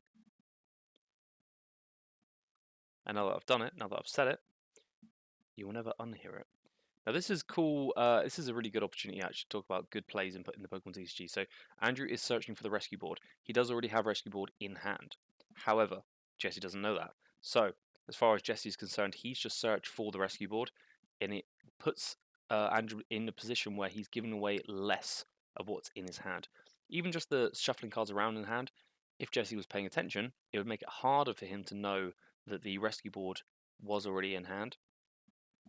And we are going to see a quick search here. Quick search gets the Buddy Buddy Poffin. Yes, it does. It's hit the no, it does not. It's gone back into the deck. Quick search might get the Buddy Buddy Poffin. I think he's just checking how many basics he has. Quick search gets Buddy Buddy Poffin. I think we just use Buddy Buddy Poffin. There's some hand swinging going on. I don't really know what they're saying. Buddy Buddy Poffin gets used. Double Dreep.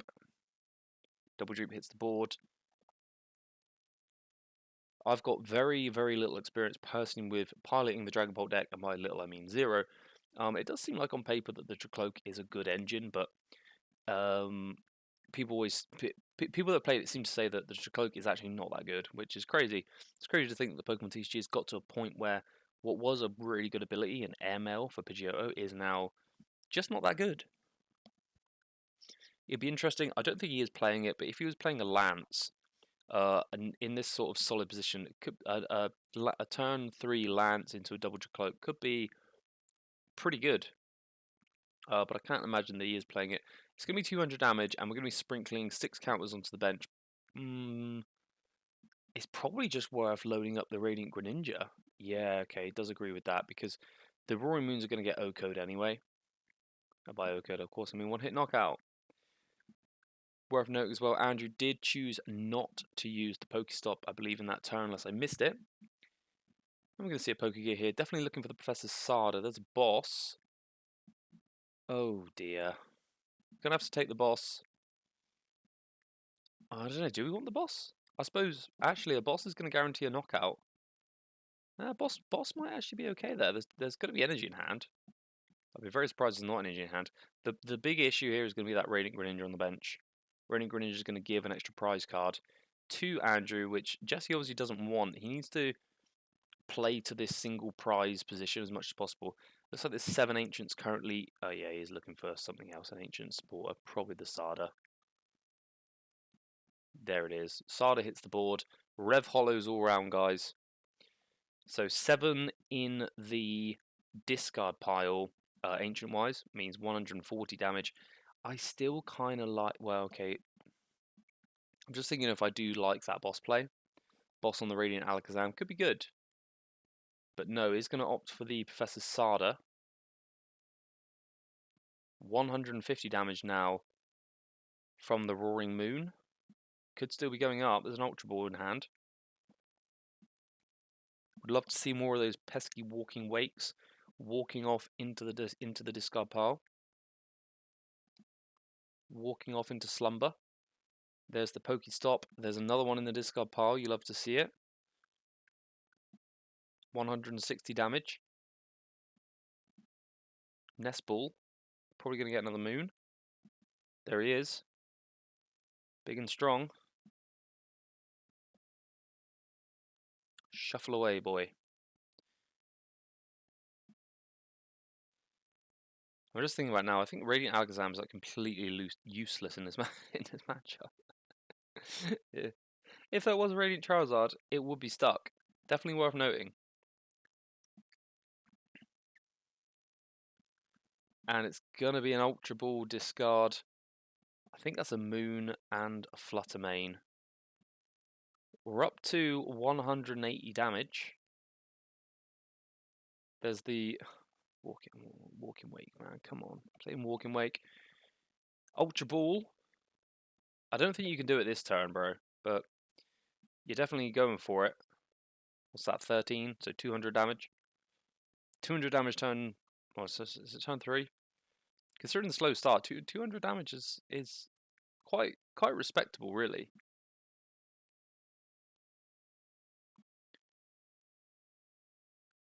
Gets the 4th Moon out of the deck with the Ultra Ball. Opts not to play it straight onto the bench. Maybe just wants to check hand before he does so. Definitely cooking at this point. Maybe we could see a counter catcher play, now that I think about it.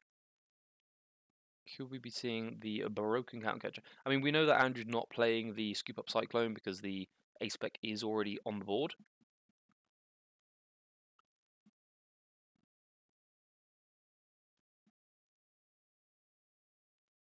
I think I would have liked to see potentially a boss on a single prizer.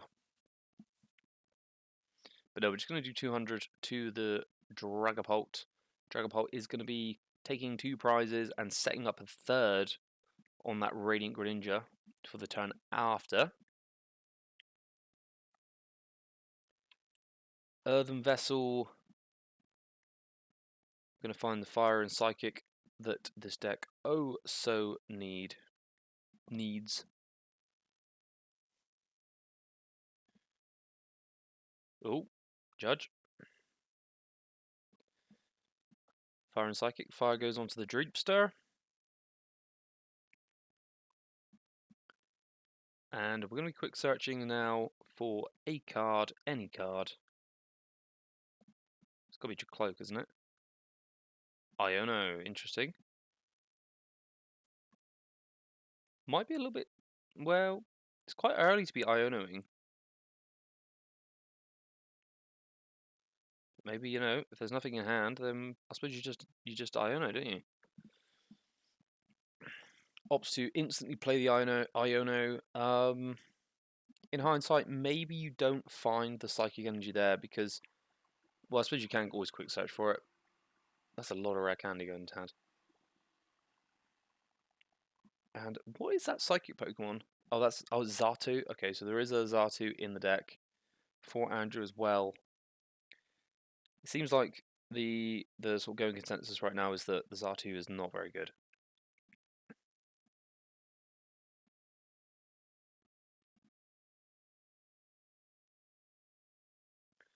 Oh, something happened. He's drawing one extra card than he needed. Oh, I think he has. Is that a 2-prize penalty? Yeah, he did. He pulled 6 off the Iono. It goes back on top, and you shuffle it into the deck.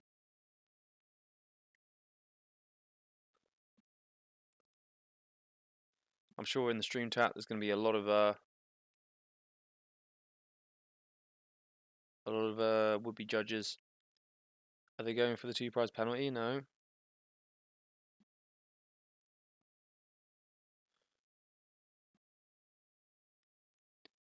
And are we seeing 6 counters once again on the Radiant Greninja? Yes, we are. Can we pass him back over now to Jesse, who has 2 Earthen Vessels in hand? Going to be ramping up close to that 25 in the 25 Ancients in the discard pile, ready to Oko the Dragapult. Definitely still a good prize trade on the board potentially.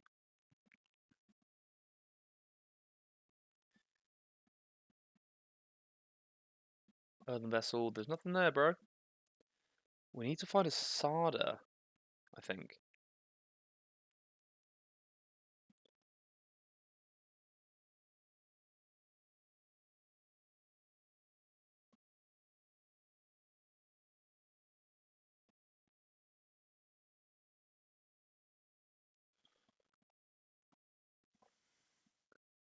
There is Sada in hand, so we've got the guaranteed 2 prizes here to even the prize trade. But there is going to be a 2-prize turn for Andrew in response, taking out the active Roaring Moon and that Radiant Greninja, and also, just for good measure, putting 5 counters onto the other Roaring Moon. So there is that.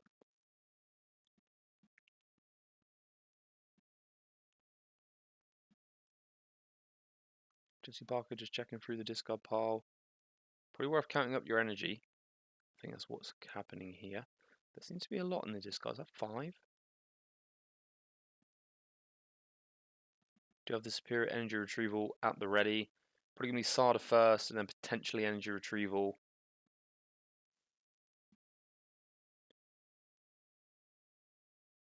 "16 Ancients currently in the discard pile."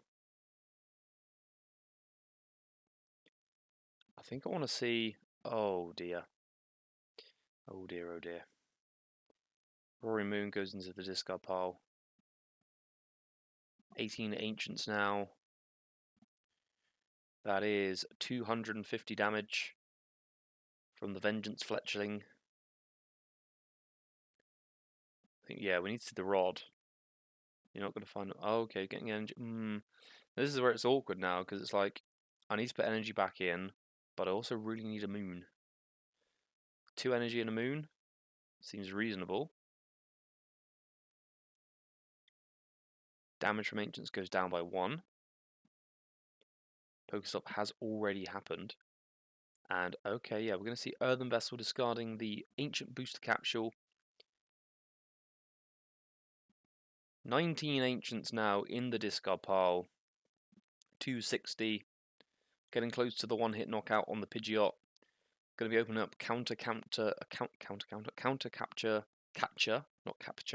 counter capture potential here. Conceal cards for 2. Nest Ball is going to get the 3rd moon onto the bench. Not much left of that deck now. Shuffle and recheck. Okay. Yep, that's your discard pile, mate. That is also your discard pile. Let's see here. There is another Super Rod in hand, which you like to see that for sure. And it's going to be 2 prizes here. I'm assuming it's going to be 2 prizes, and then it's going to be counter capture up the Pidgeot for 2, and then it's going to be hit the Dragapult for 2 for game. That's going to be the prize map, I think.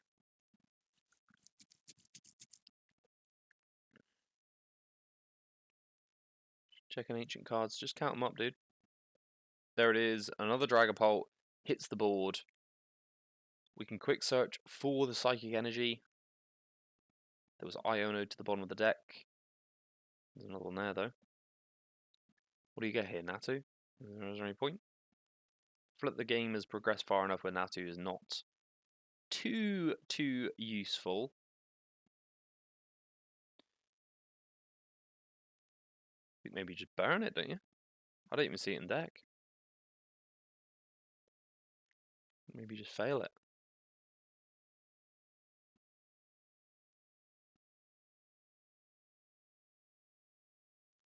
Yeah, Radiant Alakazam, as we said. Oh, no. No. I was gonna say Radiant Alakazam. You can move 2 off of the Greninja, but then you're just gonna put 1 on him anyway from the Dragapult, so it literally is irrelevant. Overcooking, overthinking it.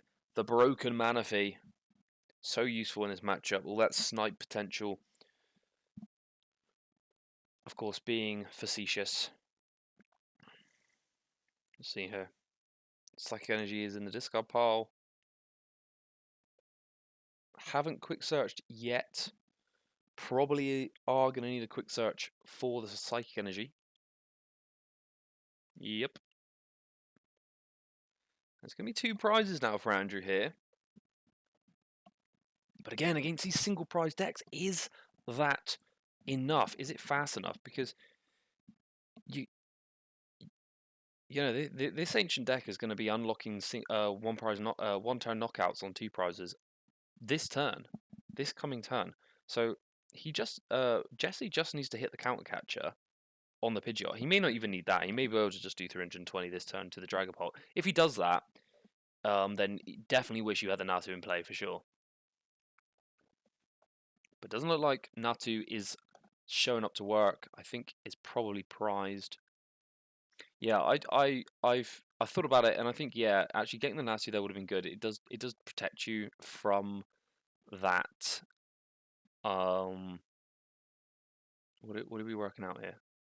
It would protect you from the Dragapult being knocked out this turn. You got to put 5 on him.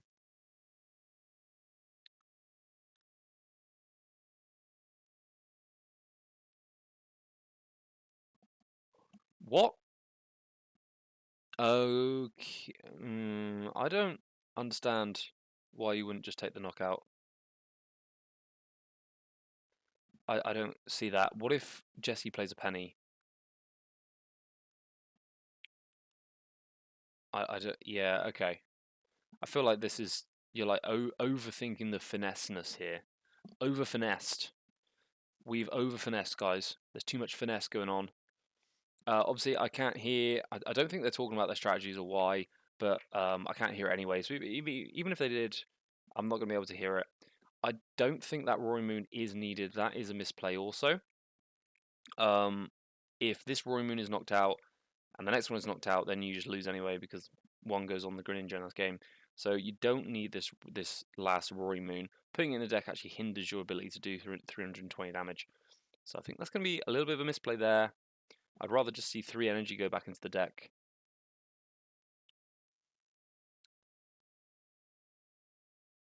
But we'll see if there's some cooking. There could be some cook going on.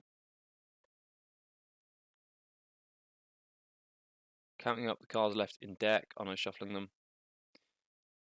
Can't be more than like 7, 8 there.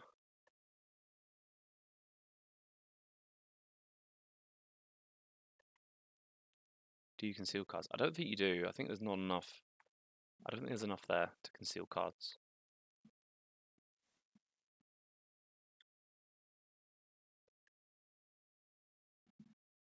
One of the other potential options that's very good in this deck is the Kieran, actually, as it happens. The Kieran being able to allow you to do 30 extra damage this turn. 18, what's he on now? 19, loss, 19 Ancients. Yes, I don't know if that gets you where you want to be. So 19 Ancients Jesus Christ, I said lost them again. 19 Ancients in the discard pile is 260 damage. That would make it 280 with the Superior Energy Retrieval, which is enough to knock out the Pidgeot. And then we just got to see a Counter Catcher. And it would be Counter Catcher for the Pidgeot for 2 prizes. And then you just need to knock out the only attacking Pokemon in the deck for Andrew, which would be the Dragapult.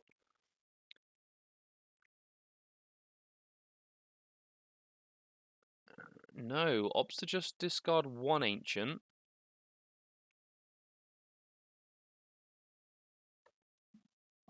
To get the moon. I don't know. Again, I just don't know what the moon's doing now. We're sort of we're all mooned out at this point. There's too much moon. There's more than enough moon to go around. I think have I played this turn? I don't know, dude. Just keep track of your own cards. I don't know. 270 on the board for the Roaring Moon. Does this deck just not play Counter Catcher? I haven't seen a Counter Catcher at all. I feel like 2 Counter Catcher. No Counter Catcher there. We've got 1 card left in deck. What is it? What is going on? No, you got 2 there. But they're up 280. No, yeah, 280. Can't see what those are.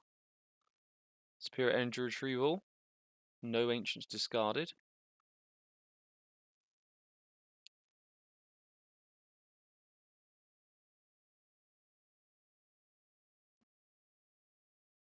There is the Counter Catcher. Okay, good stuff. We can Counter Catcher, and yeah, okay. So this could be game now. The magic 280 damage right there. But I think that extra moon on the bench, that's just 10 less damage that the Roaring Moon can do. And then that Ancient Booster Energy Capsule as well is another 10 damage less. I don't know if there's any more Ultra Balls for Jesse to work with, but it just kind of feels bad. 8, 9, 10, 11, 12, 13, 14, 15, 16, 17, 18, 19, 20, 21. Yep. It's 280.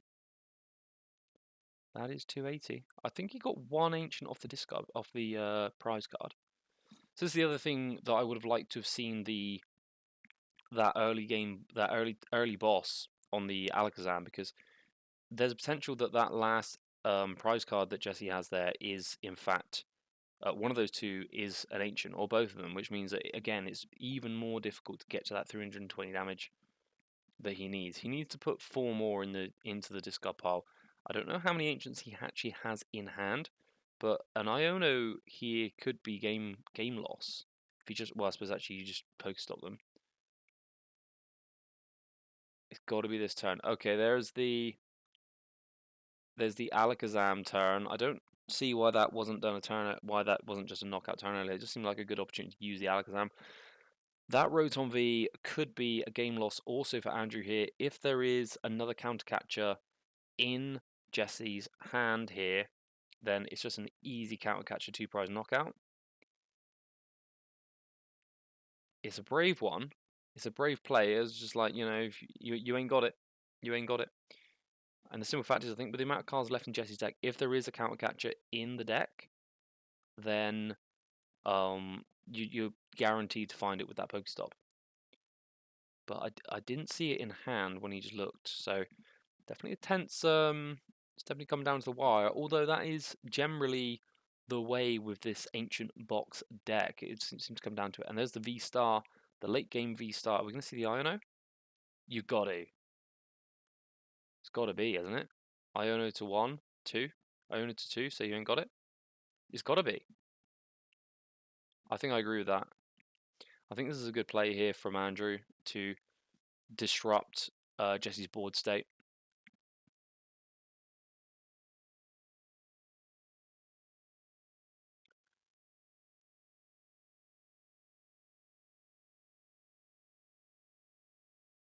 Jesse already shuffling up. Seems to somehow know that there's an Iono being played. I think you attach to the... Yeah. Iono. Here we go. 2 each, please.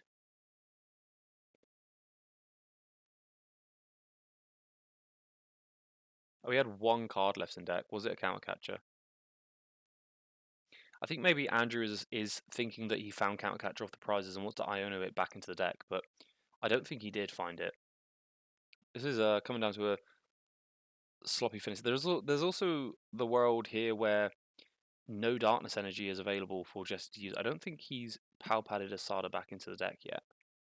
If he doesn't power padded Asada back into the deck, and if all the energy are in the discard pile, then that's huge.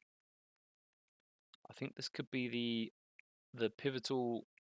What's going on here? What is going on? Why are we doing that? Okay, and just finds energy off the top anyway. So, but he can only do 280. If he'd attacked and then just attacked again, he would have just won. Andrew would have just won.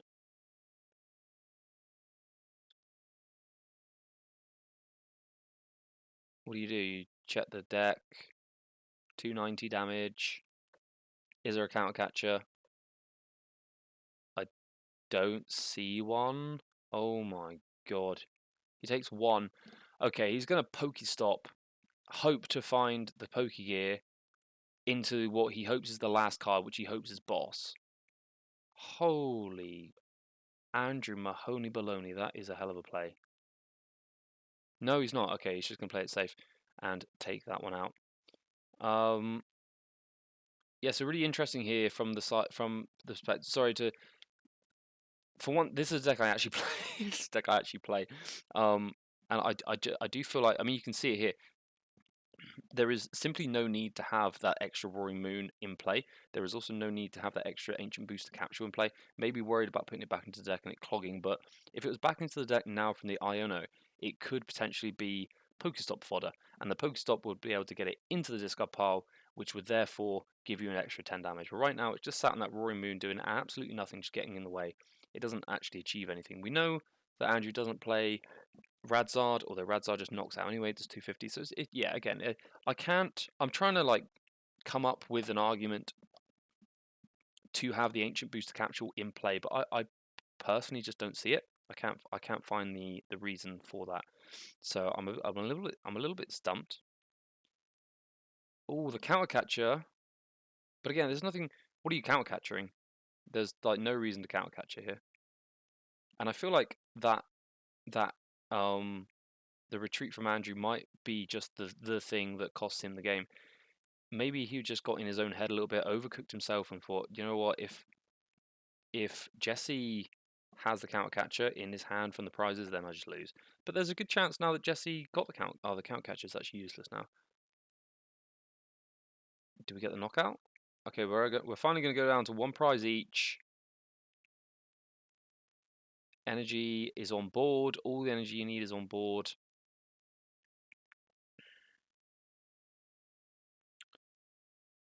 Obviously, just checking out all angles. I don't know if there's too much to consider here. Maybe there's something that I am missing. Wouldn't be the first time. Let's see here. There is something I'm missing because you've just done 70 damage. Draw for turn. Is it the boss?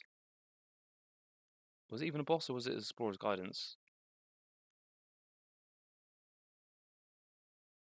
I'm pretty sure it was a boss in that. Maybe it's Explorer's Guidance. Maybe I misviewed, a misseen. Do not Pokestop that, bro. Sweet Jesus. 6, 12, 18, 19, 20, 21, 22. So he's only doing 290. Oh, is it explore? No, it's a full art boss, isn't it? You are not.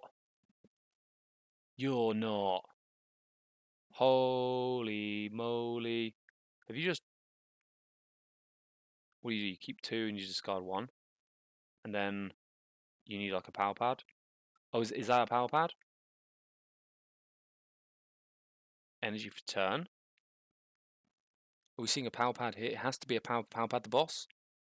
Ancient, of course. Ancient booster capsule. Power pad. Okay, cool. I like this. You just put a boss in, don't you? You just put 1 boss in, and then you've locked it up. 1 boss. I don't think there's anything you can do about that if you get a boss. Unless he plays the Turo.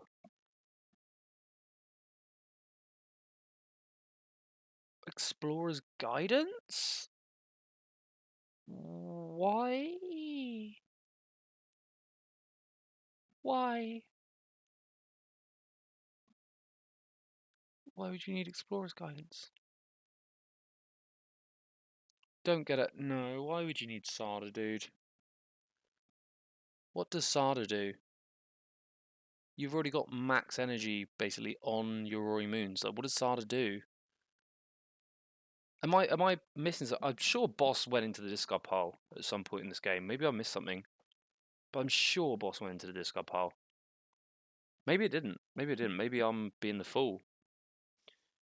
It's quite likely. But at this point, surely you just retreat and then you just win. Unless the boss is currently in Jesse's hand. In which case it's guaranteed. Do you want to draw for turn, Andrew? So trying to work summon out. Okay, that's a psychic energy. That's a fire energy, not a psychic energy. We could see a lack of psychic energies here from Andrew Mahone. But he can just retreat. Oh yeah, he's got it. Oh no, he doesn't. Oh dear. Oh dear. Counter catcher. And yeah, he moves energy. Yeah, okay, yeah. So that's... Yeah, he moves it with the Alakazam. Takes the game there. I'm not going to look back, but I'm sure that there was a boss's orders in Jesse's deck. I would have just power pad. Well, I mean, at that point, it doesn't matter that you've lost. But yeah, interesting plays there. Maybe I'll look back through that one, reevaluate, because there's probably something I missed, I hope. Yeah, moving on. So it's now 3-1 to Andrew Mahone. Jesse's got a bit of a hill to climb here. And, oh, is it Shenpao time? We've got momentum. We steamrolled with Lugia. We steamrolled with the... Well, we didn't steamroll. We clinched it out with the Dragapult. Now that we've had that close game, it's time to pull out Old Faithful, the top 8, Shenpao. And it looks like we're running it back with Ancient Box for Jesse here. Going to be going for the early Earthen Vessel prize check time.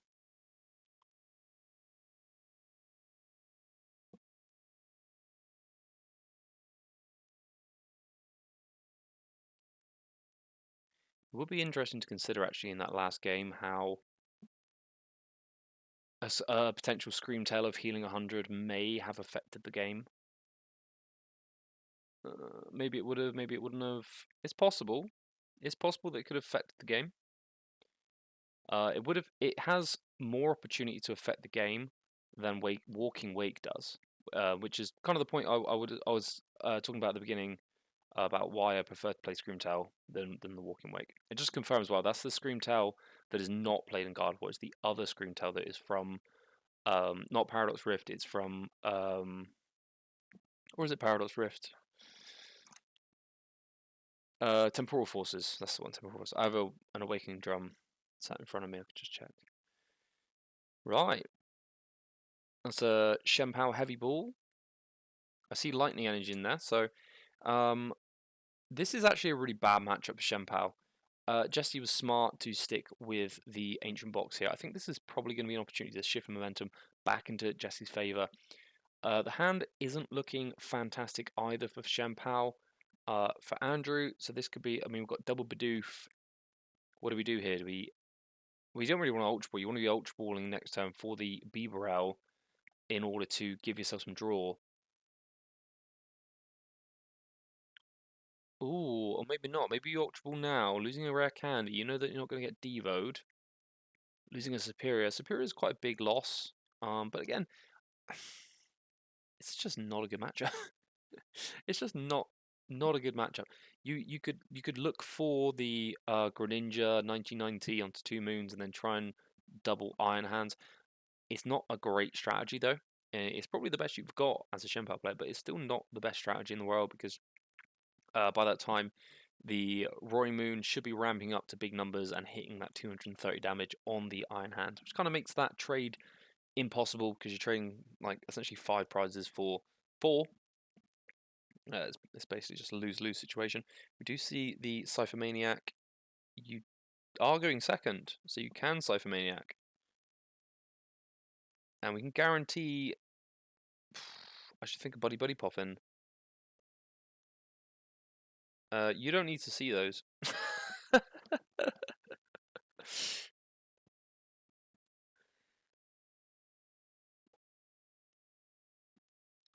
Yeah, so usually, just so everyone's aware, Cypher Maniac, you do not show your opponent what you're getting, and he's definitely going to put the Bibarel on top, which is going to allow him to draw into the Buddy Buddy Poffin with the Bibarel ability. There's an opportunity here to stick a Radiant Greninja in the active if he needs to, assuming Radiant Greninja comes into play.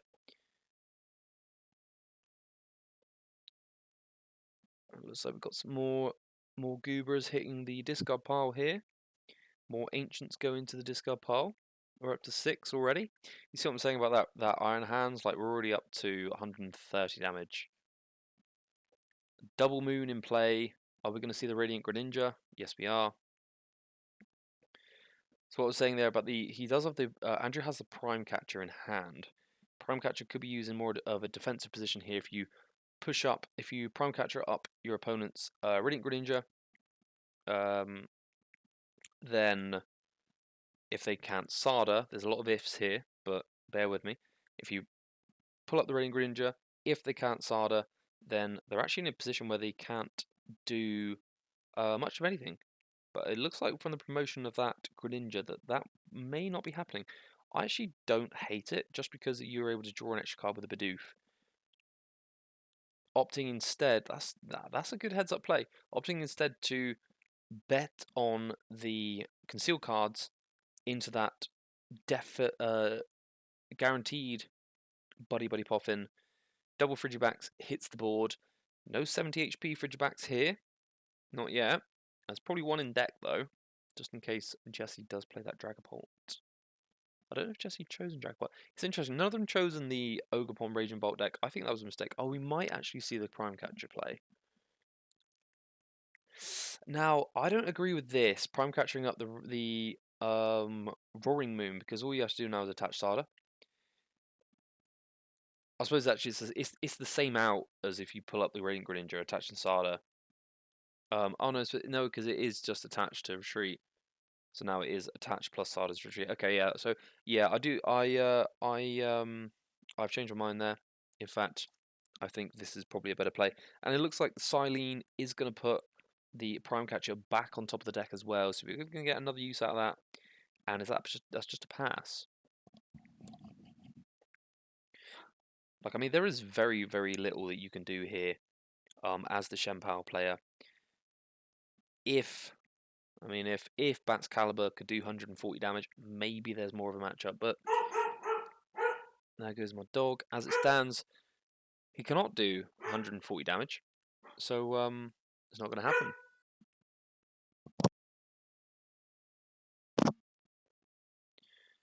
Here is that Sada. So it looks like, regardless of what got Prime Catched up, there is going to be a knockout.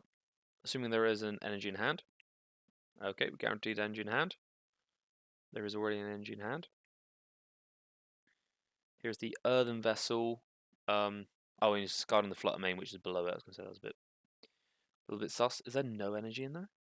Okay, 1, 2, 3, 4. 1 in hand, 5. Not a lot left that deck already. We are up to our 180 damage, so getting close to that knockout for the Iron Hands. It's almost worth just like at this point. Oh my god, and the ancient booster capsule there. And yeah, I think he's just gonna scoop. Yeah, okay. I was gonna say it's almost worth scooping at that point. I don't think there is much you can do. That is such an auto loss. And this is what's really interesting about the Conquest. The pop off. That's what's really interesting about the Conquest is actually like quote unquote guessing what your opponent's going to play. It looks like Dialga's going to be coming up next for Jesse. Guessing what your guessing what your opponent's going to play, and when plays into the format. So I say format, plays into this yeah. We'll go with format. It's also interesting to see so far. So we've had 5 games, and Jesse's won with 2 basic beat sticks, and Andrew has won with a V-Star deck and 2 EX Stage 2s. And it looks like he's going to run it straight back with the Shampoo. This is what I was just talking about the Conquest. Shampoo does not have a good matchup against Dialga either. So Jesse has very, very intelligently, I assume intelligently, thought, do you know what? I think there's a very good chance that he plays Shampoo again because he's only got 2 decks left. It's Shampoo and the other one I can't remember. I can't remember what the other one was, so it's going to be a little bit of a surprise, I think, when it comes out. So with that in mind, Jesse's just thinking, well, okay, it's either Shampoo or X. I think it's highly likely that he just runs Shampoo again, and so this is a good chance for me to get my win with my Dialga deck. And it's also super smart because we know as well that Andrew is very well versed with Shampoo. So it's almost like it's like the Conquest format is a series of chess matches around the chess match of playing a game of Pokemon, right? So we've got the regular back and forth of a Pokemon trading card game match, which is in itself a kind of chess match. But then around that we've got this extra now layer, this 4D chess, if you will, of deciding when to play what. And it's almost like a more broader version of like teching for the format, if you will. If it's like, oh, I'm going to locals, I know there's going to be people playing block lax, which unfortunately is what I have to deal with every frickin' time I go to a competition. So maybe I should play cards that allow me to deal with block lax or control in general. Or maybe I just choose a deck that allows me to play into control positively. This is, as a Conquest format, like a broader version of that, so it's interesting to see. We've got the Zamazenta versus the Frigibax Bidoof start from Andrew. There is a world here where the start's just not quite there for Jesse, and that again would play into the Conquest format. It's like, okay, I've managed to defeat your Dialga deck with the deck that is weak against it. This is a little what we call a Brucey bonus, and it's a pass.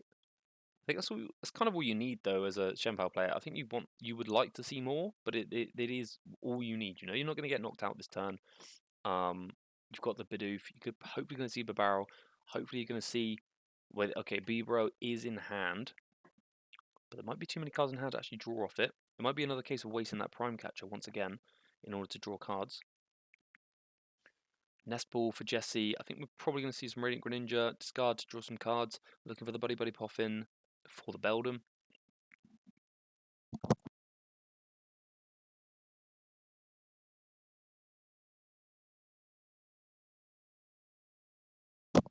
There we go, as predicted. Buddy Buddy, no Buddy Buddy, excuse me. Radiant Greninja does hit the board. Just gonna have a quick swig of water here. My throat's getting beaten up. 2 hours of recording, guys. Come on. I think this is my longest YouTube video Concealed cards sees a Metal Energy and Dialga V. That's a nice Dialga V. I actually have that one too. Beldon also hits the bench. I think it's smart to still play the 60 HP magnetic lift Beldon, even if you're just playing 1 or 2. Ooh, are we attaching to Zam? We are attaching to Zam. And second Dialga V does hit the bench. So he's going to be worried about that Prime Catcher double prize knockout. So here's the thing, right? Andrew needs to double prize and then double prize again before Jesse has the opportunity to. Well, I suppose if he only plays 1-2 prizes down, then the V-Star attack into another attack will only give you 3 prizes, not 4, which is pretty good.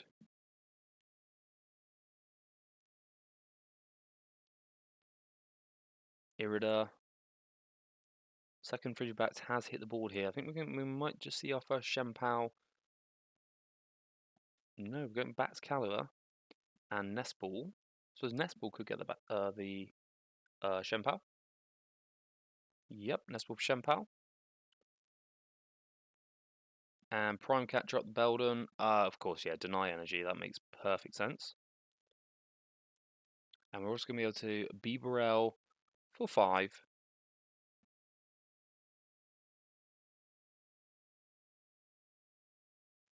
Five fresh ones. Although I would assume you would use the Shempao ability first, right, to get 2 energy.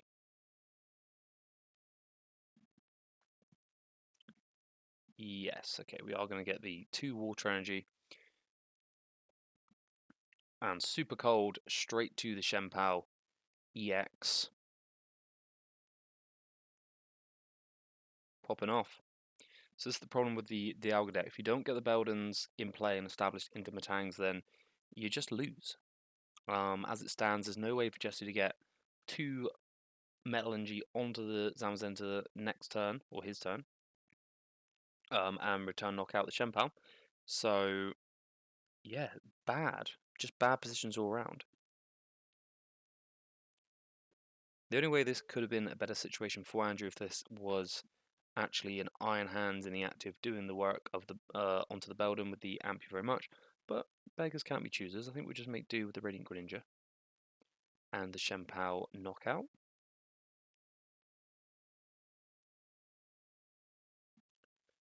Two off Radiant Greninja sees another Shempao into the hand.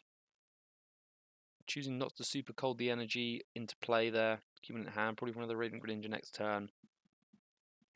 Pretty busted. Concealed cards back for Jesse. I think this could be maybe already too far gone. I don't know for sure, but it could be already too far gone. We need to see multiple Beldons hitting the board here. There is a world where Silene puts the Prime Catcher back on top of the deck. Bibarel gets it back out. And if there's a single Beldon, it goes down.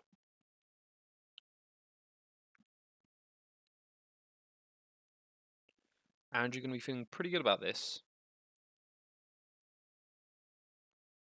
And actually, to be fair, if there's 2 Beldons that hit the bench, then you just Radiant Greninja. It's just bad all round. It is bad all round right now. Research for a fresh 7 there for Jesse. Buddy.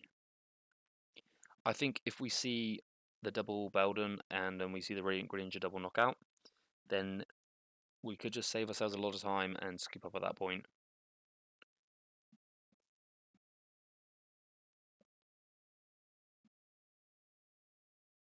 Beldon. Oh, the prize. No, dude. Not the prize. Oh dear. I think he's prized. Third Beldon is prized by the looks of it, or else he would have got the third Beldon into play. So safe to assume it's prized at this point. That's not good at all. That is not good.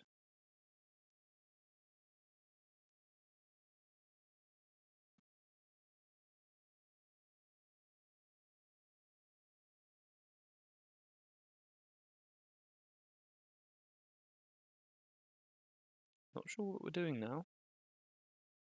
Picking the hand up, putting it back down again. Something happened here. Has there been... Maybe a judge call going on. No, I think it's a pass. It's a pass. It is a pass, yeah. I mean, it makes sense. There's nothing else that that Jess can redo here. Zamazenta is minus 30 at the moment from its attack with that ability, which the name of I've forgotten. So there you go. And I think we're going to go straight in with the Shivery Chill from the Shenpao.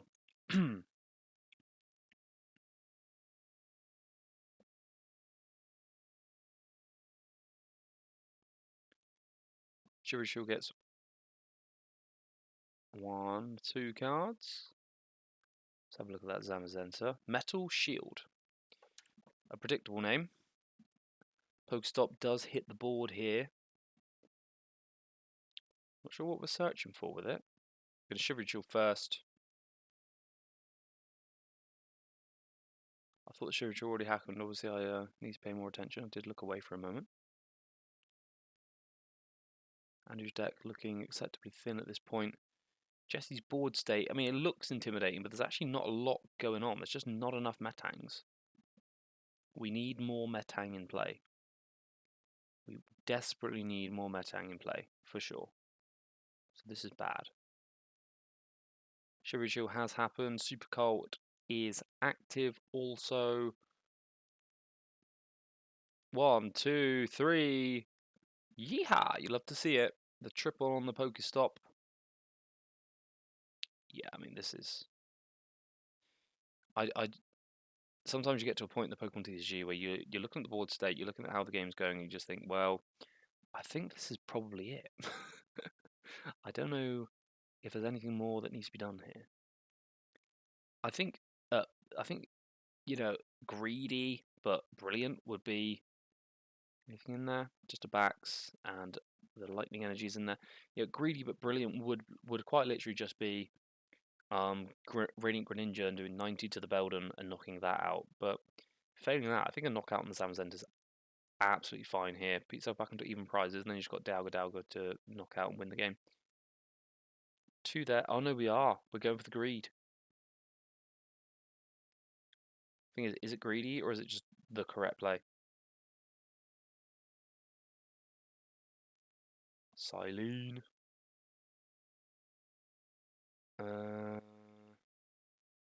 Bidoof hits the bench. Eyeing up the Ultra Ball. Ultra Ball discard energy? So we want the energy now for the Moonlight Shuriken. Or as Azul GG would say, Moonlight Shuriken. I suppose you could actually... I don't know if Supporter has been played yet. You could Siphon Maniac 2 Water into the top of the deck. You could Super Rod 2 into the deck, Siphon Maniac to the top, and then Beaverell into them if you can get your hand down small enough. Ultra Ball away Shenpao.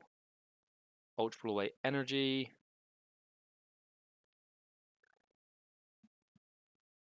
For Diddly Squat.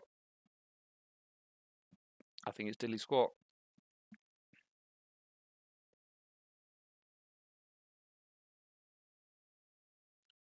Eyeing up the Frigiback. Eyeing up the Iron Bundle. Nope, we're going to get Frigibacks. Iron Bundle could be pivotal later on in the game.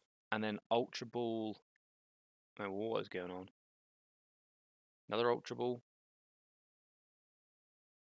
Ultra Ball, Frigibacks, and I believe that's a rare candy. For a fail. Super Rod.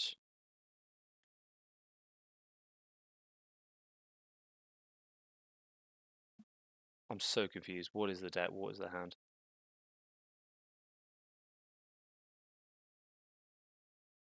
Super Rod? Bruh. What is going on, man? Super Rod for Shenpao and 2 energy. Bro, just cook slower. Literally, just cook slower. My god. Cypher Maniac 2 on top.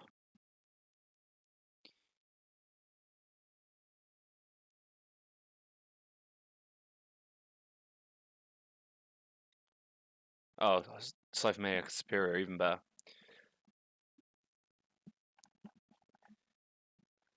The beautiful sequencing of Xian Pao at work. It is a thing of beauty. I have been toying with playing some Xian Pao online. I haven't taken the plunge myself. It is certainly a spectacle. Big shout out to all the Xian Pao heads out there. Just Xian Paoing it up. He's going to get 3 off this. Oh, and he got an energy for good measure. There's an enhanced hammer in this deck. There's your 3. 4th. 3 goes on the Greninja. Super cold, super cold, super cold. And finally super cold. Oh, super cold onto the Greninja again. It is safe. 90-90. Does take another prize here. And Zamazenta just sits there like just a wet sock. Just flopping about. Not really achieving much. That was a hell of a cooker for turn. What can Jesse do? I'm just not seeing it. What's going on? Oh, Pokestop. Double Rod. The double rod is good, but I think Dialga prefers to use its rod for getting energy back into deck for Metal Maker. At this point, you're in such a defensive position. You're just going to struggle. There's only 2 prizes on Andrew's board, which is exactly what he wants, exactly how it should be.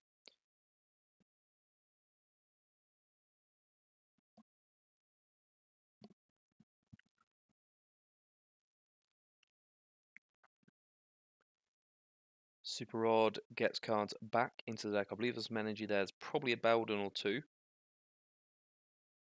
If there's no, well, even if, see, this it's kind of a checkmate at this point, because even if you buddy for 2 Beldon, it doesn't matter, because you just get Greninja'd. Yeah, this is one of those rare occasions where actually having Manaphy in the deck, but then if you have Manaphy, you'd only get 1 Metal Maker Beldon, Metang potentially into play. So it's just bad. It's just bad positions. Bad positions all around. Oh, we got some Prime Catcher. And that's going to be 120 down. Oh no, you got weakness. 240 damage for the knockout. We do know that some rare candy was discarded on Andrew's last turn, at least 1. So there's 2 rare candies at least that's hit the discard, but I think he's eyeing up no, oh, he's got Silene. Okay, got broken. And they're just looking like, yeah, what the heck. 5 energies needed now for the Chien-Pao to super cold for the 2 prize. Andrew's looking at his hand, eyeing it up. The useless cologne, get rid of that. Buddy, that'll be useful for discarding. I think he's Silene.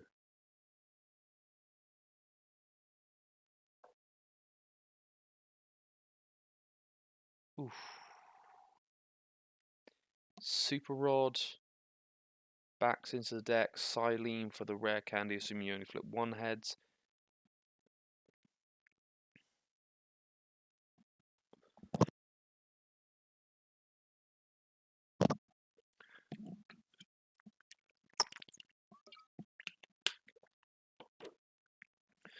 Andrew Mahone here, once again going on the super fast cook. Buddy. Back up, backs back into the deck and back onto the bench.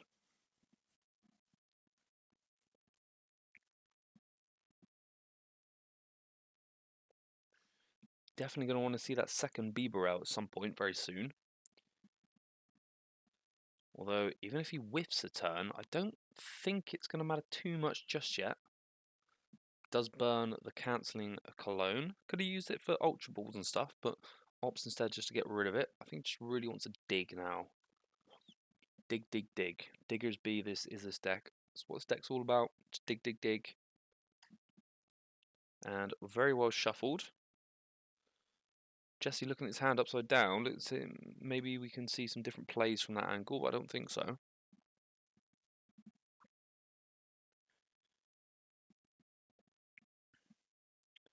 Beaverell number 1. Looking for Beaverell number 2. Finds it. Oh, wow. Finds the Ultra Ball Rare Candy as well.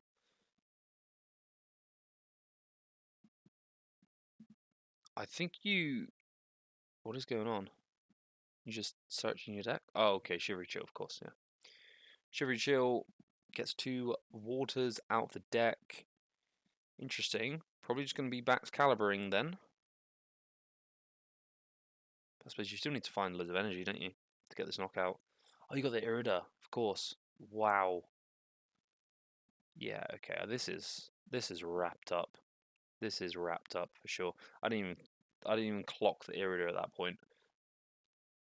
So much has already happened in the turn and not a support has been played. 3 energy already in hand. Rare Candy Bax Caliber is going to be able to triple Super Cold, and then there's 4. Oh, okay, yeah, you just use the 5, yeah, for the 300 damage for 2 prizes. I just don't think there's anything now that Jesse can do to win this game. I mean, we can play on, attach, boss. Oh, do you know what? Okay. Oh, wow. What a stop. So the play here is to knock out the Bats Caliber and just say, you ain't got a candy, bro. Now might be the time to put the Beldon back into play. 2 to 3 Beldons into play. There could be a play here, but Silene is just lingering in Andrew's hand. It's been there for ages. And he's pulled that metal energy, the lightning energy. Easy 2 prizes on that Radiant Gringer if he so chooses. I don't know if the ace spec has hit the board yet. I think it might have. But again, Silene, with Silene, anything's possible here. But I think you're going to have to prioritise Bax Caliber and Rare Candy with that Silene. Does have the Ultra Ball in hand. Was smart to hold it. I was thinking, hey, you should Ultra Ball, get the second Beaverell. But maybe it's going to be able to Ultra Ball for another Bat Caliber if he needs it. I think there is already 1 in the discard. I can't remember. But that is a knockout. I believe that's 4 prizes to 2 now.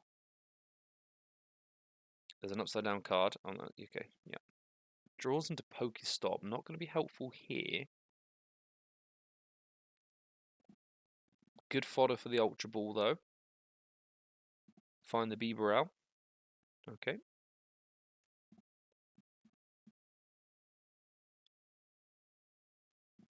Are we about to be up 4 games to 2 here?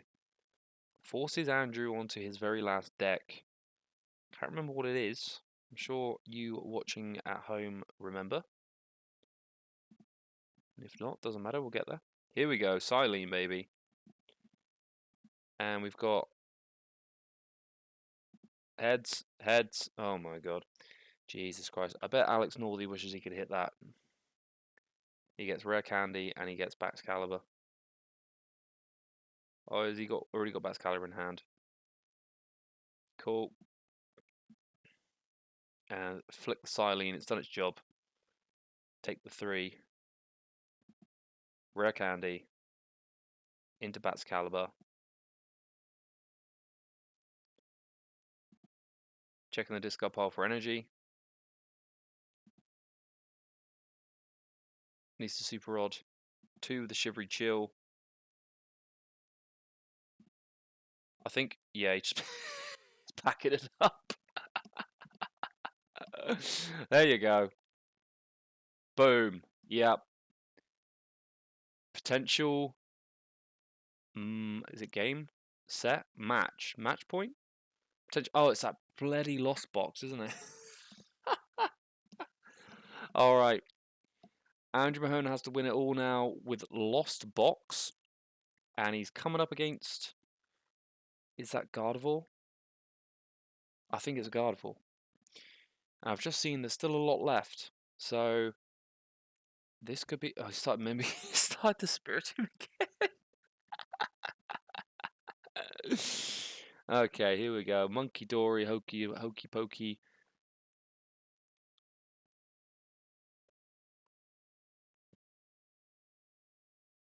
Jesse Parker now needs to defeat Lost Box with Gardevoir, Lugia, and I think Dragapult.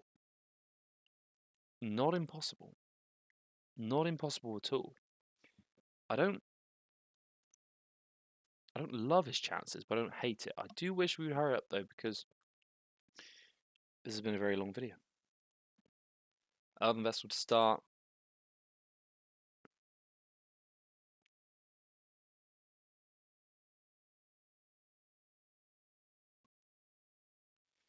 Big Mimikyu in the active.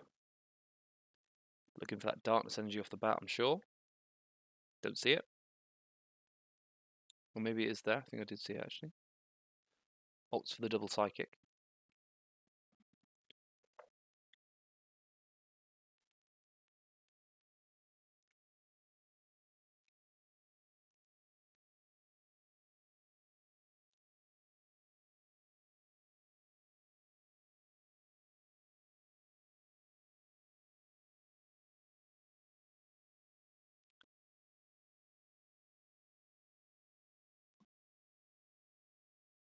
It's been a long set. It's been a hell of a long set. Energy goes to the Mimikyu. Going to be able to turn to Donk, but there is an Espeon in hand, so it's not happening. Colress's Experiment is the start here for Andrew Mahone. Probably annoyed that he's got this frickin' Spiritomb again. Colress's Experiment first. Wants to find basics for sure.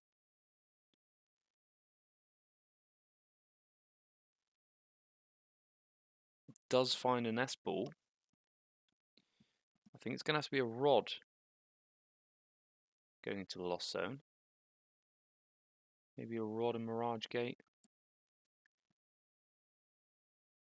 No doubt there's 4 Rod in this deck.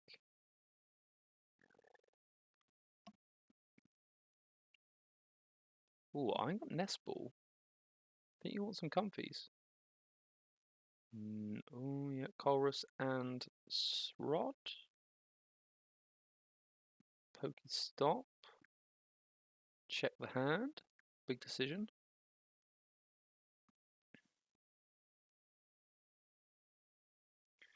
Certainly, Pokestop is a good option here, but Rod and Mirage Gate. Okay, I called it. And we're going to see the double Nest Ball play, I'm sure. One of them likely to be the Radiant Greninja, assuming it's in the deck. That's the first thing to look for. I see Iron Hands. I see Radiant Greninja. Sableye there. Comfy was the next card. Interesting. So a little bit of sequencing here is opting to Nest Ball for the Radiant Greninja, conceal cards first, try and find some basics off that, then Nest Ball first. Leave the basics in the deck, maximize chance of drawing them with the conceal cards. So making it very clear that he wants to find more basics.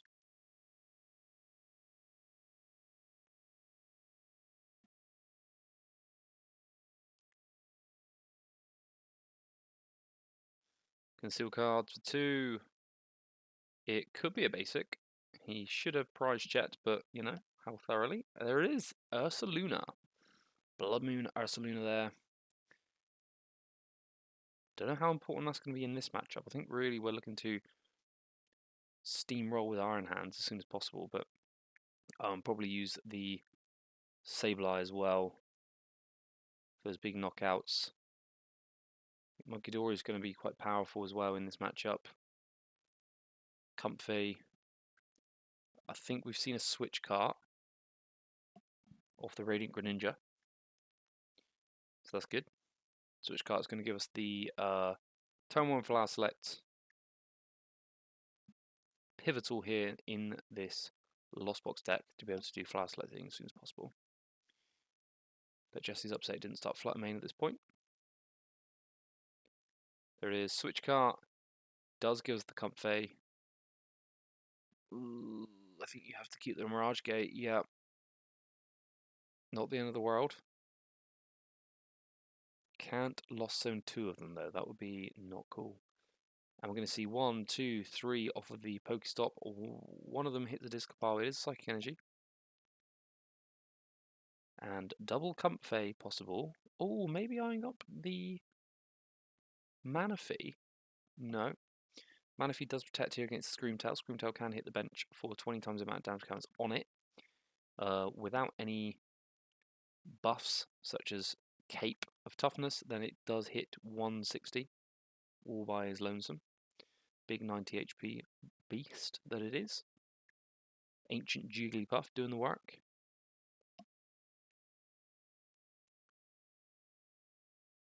And there is a switch card in hand. Ooh, do we want Raikou? No, we do not. So I believe that is second Psychic Energy, so there is at least 2 in this deck. I think there's more than 2. 2 is probably ample. Haven't seen a retreat yet. Third, Flower Select. Yikes. This is not a great decision because you do want to be able to do Radiant Greninja, but you also want the Lightning Energy for the Iron Hands. You only need 1 for Iron Hands. Chances are that there is more Water Energy in the deck than Lightning, so happy to see the Water hit the Lost Zone, excuse me. And 5 in the Lost Zone turn 1, you got to be happy with that. Manaphy goes down, so the right decision was made there to prioritize an energy for Iron Hands over the energy for the Radiant Greninja, because now Radiant Greninja is much weaker. And yep, it looks like we went back in time forward again because he's just done it twice. Played the Manaphy down. Refinement Kirlia. Refinement for 2. Here's Kirlia. No more Rolts though. Where's the Rolts?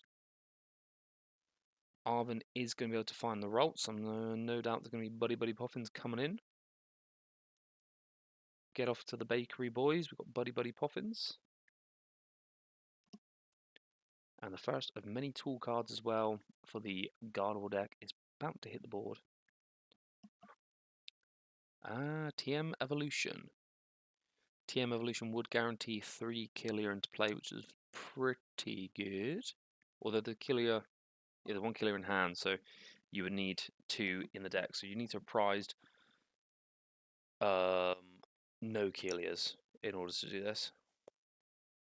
Unless you're happy to just TM Evo for 1.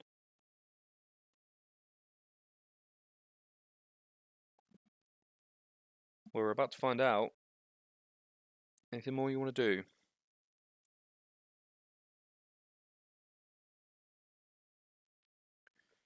TM Evo. Can you TM Evolution? Does it have to be a basic, or could you guarantee the Gardevoir there? Let's have a look. I'm sure you're watching at home, you already know. Let's have a look there, so I can't remember.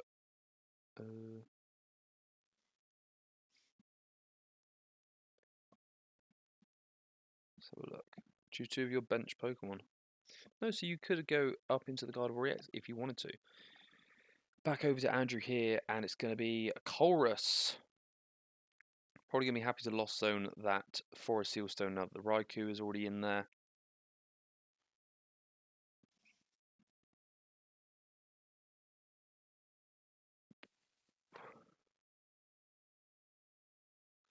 Manaphy as well being eyed up. Now, interesting. Is that 7? It's already 7. Wow, that's quick. Screamtail, not scared of it. Not scared of it at all, apparently. Concealed cards for 2. Mirage Gates are live. Going to be looking now to get, I would assume, that Iron Hands EX going. Buddy Buddy Poffin goes into the Lost Zone for 8. Switch played. Here comes another Comfey. It's got to be Sableye. Oh, nah, it's got to be Sableye, isn't it? Sableye's going to be very good in this matchup. We could potentially just see Sableye knockout on Akelia this turn.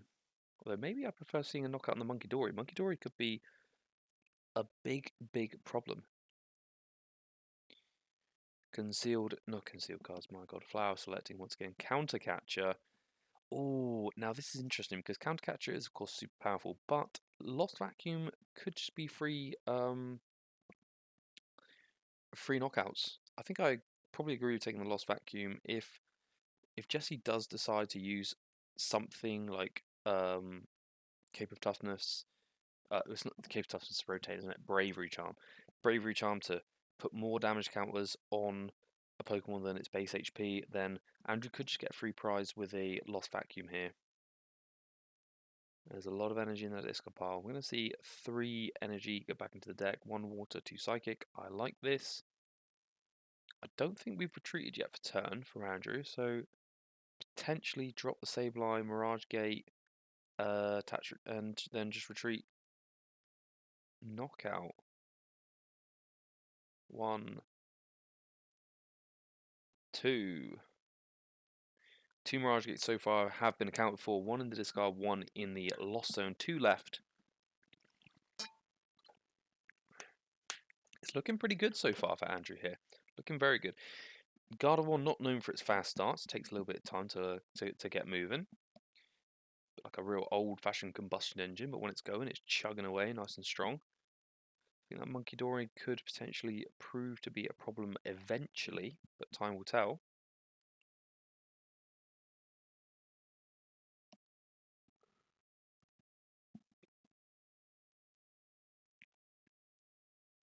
Solid hand.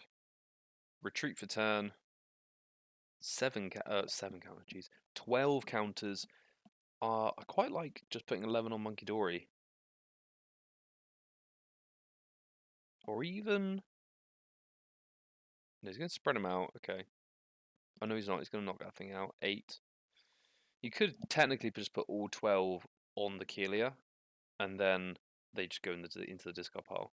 I think you can do that. You can spread them out though, so he's got 4 to play with. I suppose if you put 1 on each, that kind of makes sense too. Yeah, because now next turn you've got Sableye, Manaphy, and Mimikyu, and then you'd have to leave the damage counters on the Kilias. Definitely a play. Definitely an avenue that you can go down for this.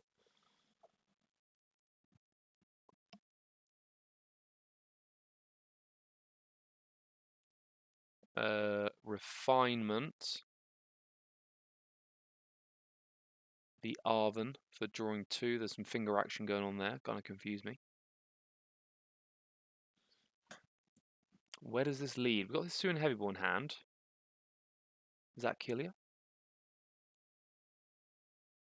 Eyeing up an Ultra Ball there for Jesse. Ultra Ball is Suin Heavy Ball.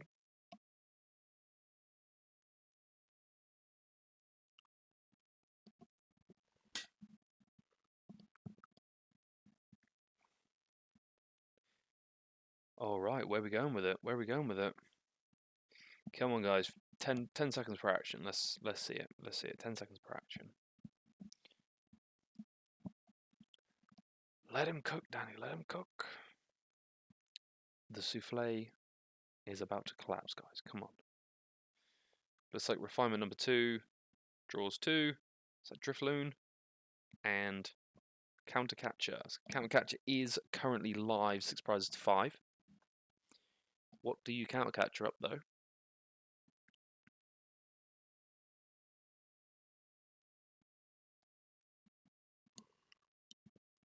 Okay, here's the Ultra Ball. Gonna have to see a Gardevoir, I think, at some point. Oh no, it's a Fluttermane. Interesting. Fluttermane does shut off Comfey, but I don't think... This is the thing, right, about the Fluttermane. I think this late in the game, Fluttermane doesn't do enough. It can knock out the opponent's Sableye. It could put 2 on the Comfey, or 2 on the Spiritomb. Do that 3 times, you've got a free knockout on the Spiritomb, but, you know, come on. You're probably not going to get that.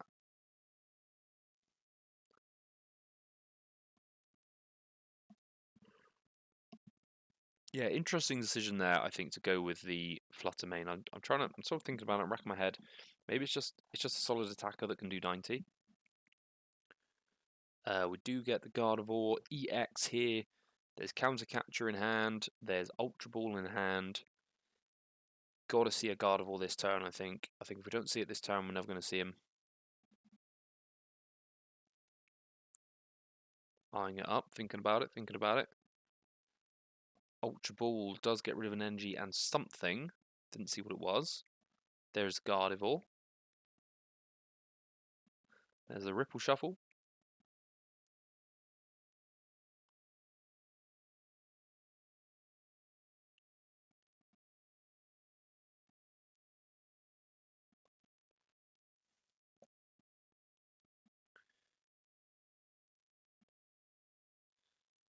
Gardevoir finally hitting the board. Not a turn too late. Fluttermane goes active. Fluttermane is the attacker of choice here. Takes 6 damage counters. Only 30 remaining. 30 HP remaining, I should say. Nice flick of the wrist. 2, where are they going? 2 on the Spiritomb, yeah, so it's going to look for that extra prize turn eventually. So far, it is worth noting no Darkness Energy has hit the Munkidori, meaning currently it is just a waste of bench space, which is disappointing. Definitely disappointing, because we would have liked to have seen 3 counters moving from the Fluttermane really onto that Spiritomb, I should think. In fact, do you know what, if you had the Darkness Energy, you would just move 3 now onto the Spiritomb, and then you would put 2 damage counters on something else, and then next turn you would move another 3 for the knockout. So, yeah.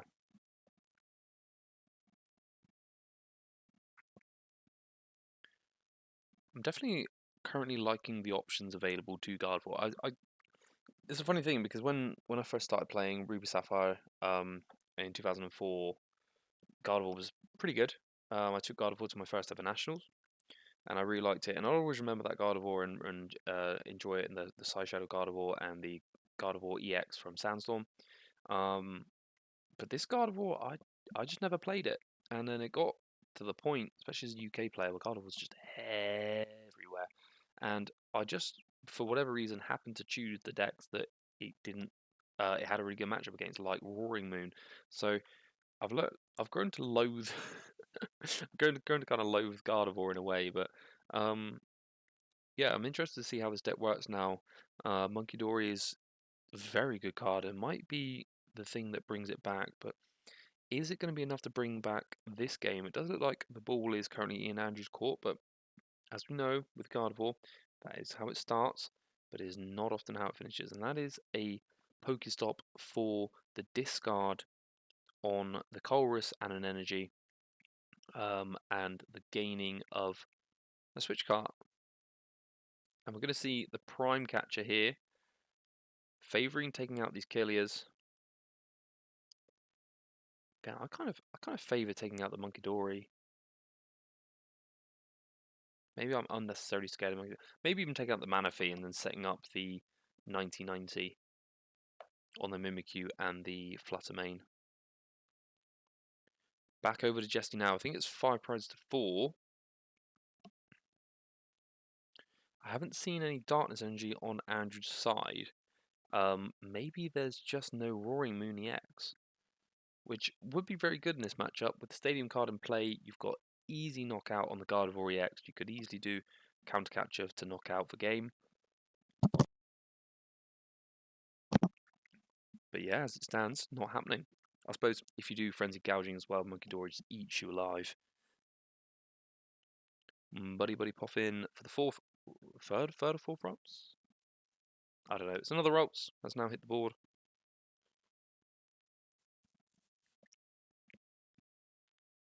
Where is that Darkness Energy, Jesse? I don't see it.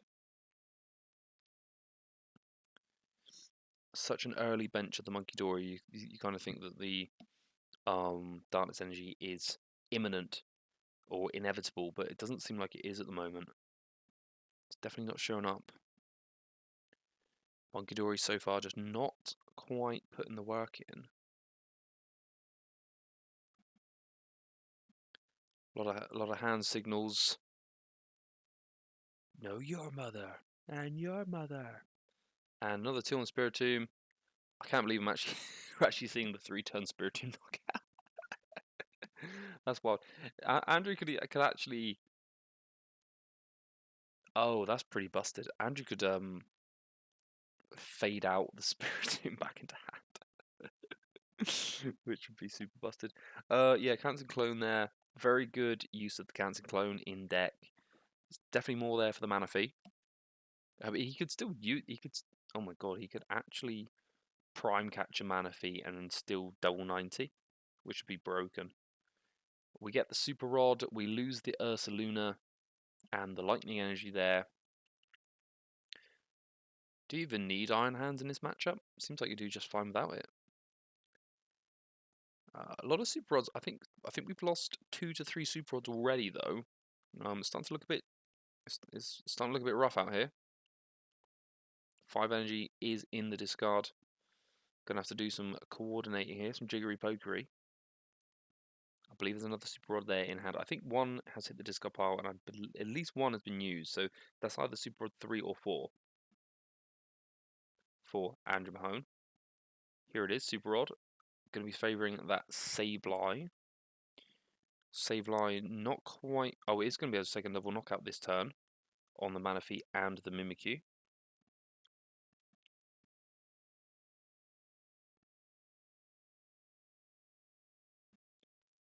Going to need to see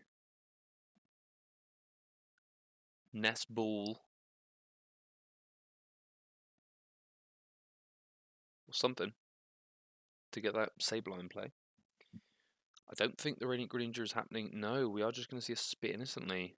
Wow. The thing is, if Monkey Dory comes into play, then that heavily choreographed Sableye double knockout is just gone.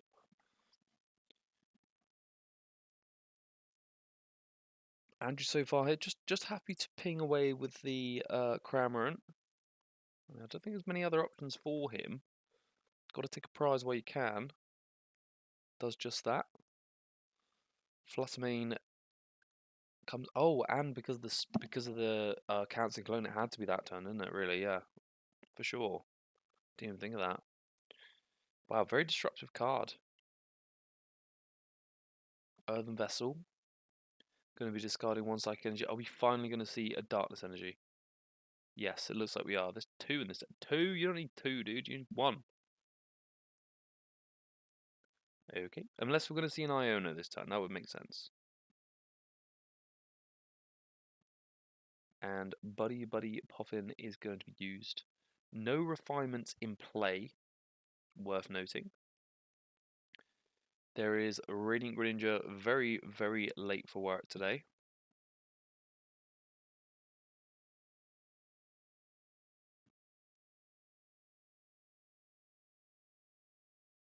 What is going to happen next, gents? That is the question. Because right now, even with the Monkey Dory, conceal cards, even with the Monkey Dory, you're only getting to move 1 counter, so it's actually completely irrelevant at the moment. Yeah, there is the Iono. 1 Dark did get put in the discard pile with the refinement, with the conceal cards. Although I think he had a... See, I think he could have found that there's a Psychic Energy, so he could have actually conceal carded the Psychic Energy and then got more utility out of the Gardevoir EX there. So that's interesting that he chose to get the Double Dark out of the deck. I don't know if that's the correct play, but it's definitely an interesting option. Is that a burn of an Ultra Ball? I think it is. Oh no, Ultra Ball for Kelia.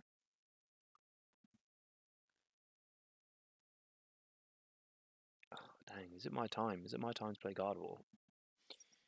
No. No, it's not. No, not even with Monkey Dory, which I think is a really good card. And looks like Refinement gets us the Drifloon. It was a Drifblim, whichever one. The Drifting Baby.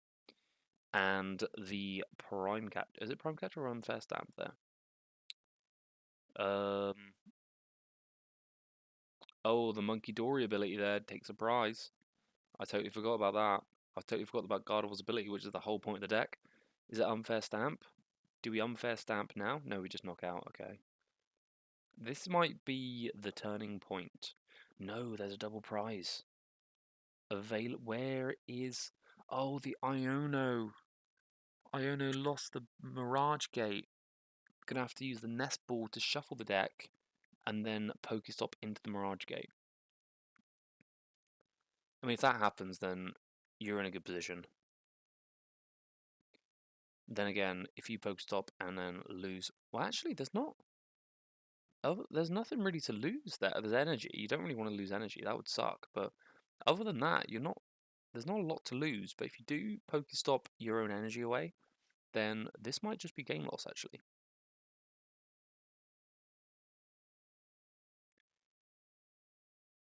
Wow. After all this, how do you deal with Lost Box, where you just go aggro with the Gardevoir? Kind of wild, actually. Kind of wild indeed. We're going to conceal cards too. 1, 2. Roxanne? Do we Roxanne? Ensuing Heavy Ball. There is a Super Rod in there. That's annoying. I think that's the last one. Oh, this is down to it. Yeah, Roxanne gets you 6 cards. You sort of you want a Mirage Gate, but you don't want to draw all your energy and the Mirage Gate because that would just screw you over, because then you can't retreat. I think maybe you almost guarantee at this point to get the double knockout. It's got to be close. 1, 2, 3, 4, 5. 2, 4. How many's he got there? 6. I think that's a guarantee. Alrighty. And I think, assuming that yeah, it's got to be right. What's the 2 cards left? Oh my god. Buddy Buddy and Comfey. Assuming that you get the Super Rod, oh my god, okay, he has to get Super Rod off the prizes in order to win this game. Oh my god, that is just so dumb. That's where we are. That's where we are, people. We're at the point where you have to get the Super Rod off the prizes, or else you just lose. Interesting. What are you vacuuming? Vacuuming the Pokestop to disrupt the opponent? Makes sense. Iron it up. Don't want too many in your hand, do you? There you go. Does he get the Super Rod? Yes, he does. Okay. Okay. I think Switch Cart is in hand. I think this is just game. Single prize left. This could be it. Are we going to see this video done in 3 hours? It would be nice, because I think my wife wants me to get off. She did not look happy earlier when she walked up the stairs. So we're going to have to try and wrap this up, guys. Come on, let's do it. Obviously, I'm not wishing Jesse to lose. I just, I think there's some decks that he hasn't actually played yet. What have we seen? Gardevoir, Miraidon, Lugia, Roaring Moon. Gardevoir, Miraidon, Lugia, Roaring Moon. No, there's a fifth deck. There's a 5th deck, isn't there? I think there's a deck that he hasn't had a chance to showcase. Interesting. Does an Unfair Stamp plus Fluttermane win? Potentially, just like lock Andrew out of the game for Jesse to win, to claim 2 prizes. It's not impossible.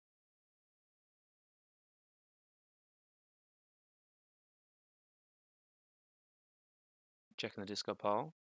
Iono. Oh god, I mean that burns. Is that Unfair Stamp? Ooh, that's big too. Bravery Charm. So now it has to be a knockout on the Killia. Oh no, that's not. That is the that's the other ace pack. That's the bad one. That's the one that's not very good. Yeah, this is actually really bad for Andrew Mahone.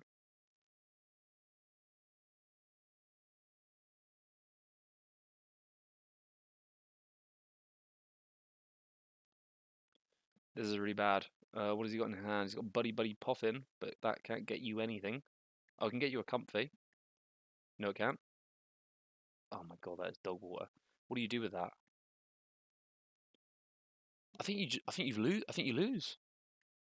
I think Lost Box just loses to a Gardevoir. A lone Gardevoir. 1, 2, 3. No, that tool goes in the discard pile, mate. Okay, that's not good. Switch cart.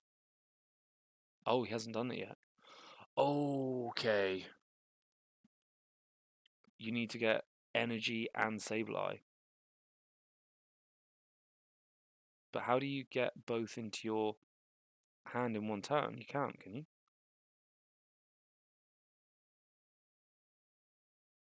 This is bad. I don't think you can do it. No, there's a Mirage. Is there a Mirage Gate in deck? If there's a Mirage Gate in deck, then you get Water and Psychic. It gives you like a fighting chance, doesn't it? Yep.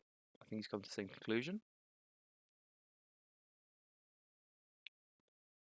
But now you need to like, how do you find, how do you find it? You have to. I don't think you can because you need to retreat. You need to switch into the other Comfey. You need to get Sableye. You need to get Sableye and Mirage Gate off of one Flower Select, which is impossible. Unless you get.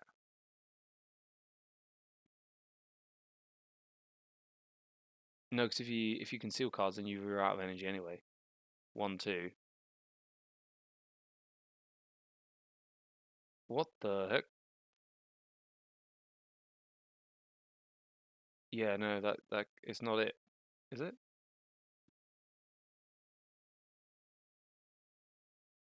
Is that what? That was a loss, right? That was a loss for Andrew. He couldn't do it.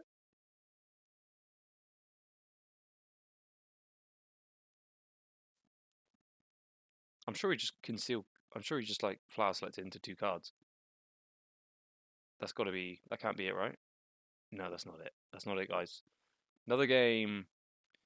Running it back with Lost Bulks. Andrew on 1 more game left. Jesse needs to win 2. He's got Lugia.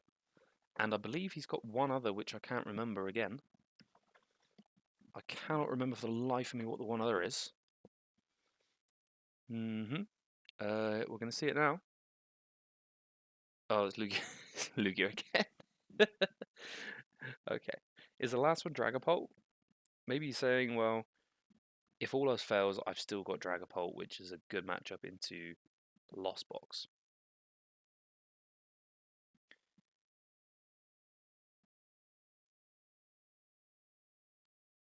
But then that's a risk because Andrew only needs to win this game. Yeah, Jesse has to win this. I think you choose to play the deck that you're sure wins first. Because then you're high rolling the last game, whereas right now you're high rolling a mid game to potentially get the auto win, or not auto win, but closer to a more positive matchup. But I don't know what Lugia is like into Lost Box at the moment. I know with the single strike with the Radiant Serena, it was terrible, but now it might be better. There's no Roaring Moon, but there is Iron Hands. Although I don't. Oh, there it is. Andrew Mahone currently checking through. I don't think Radiant Greninja turned up. I think it might have prized itself, which is not a good start. Definitely being able to knock out the double Minchino as early as possible would be a fan dabby dozy.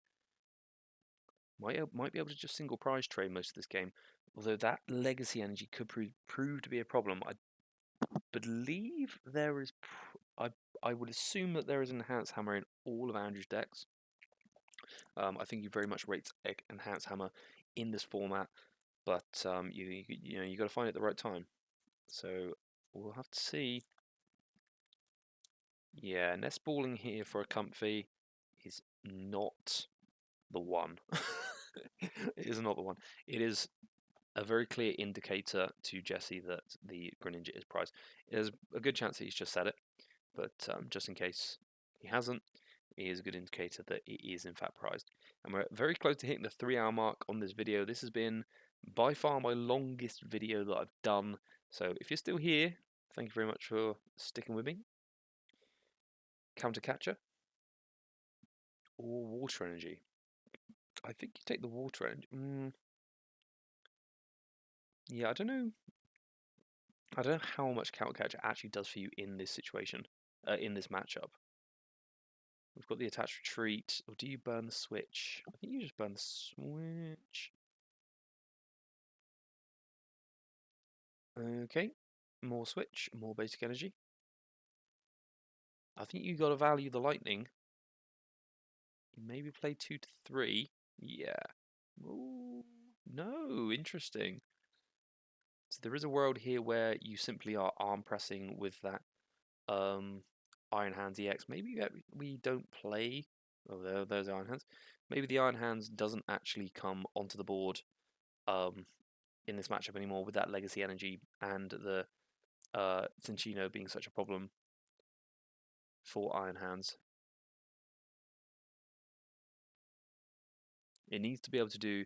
I think you need to be able to amp 3, don't you, onto a base Lugia, or amp 2 onto one of the single prizes. I think if you're arm pressing a Lugia V-Star, you've done something wrong there for sure.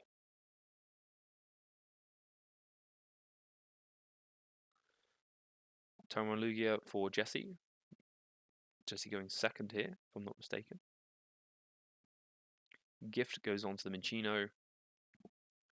70 HP Minccino hits the bench. And it's a big research. Double Archeops. Wow. Well, generally speaking, if you get turn 1 double Archeops in discard pile, you might just be winning this game, Trev.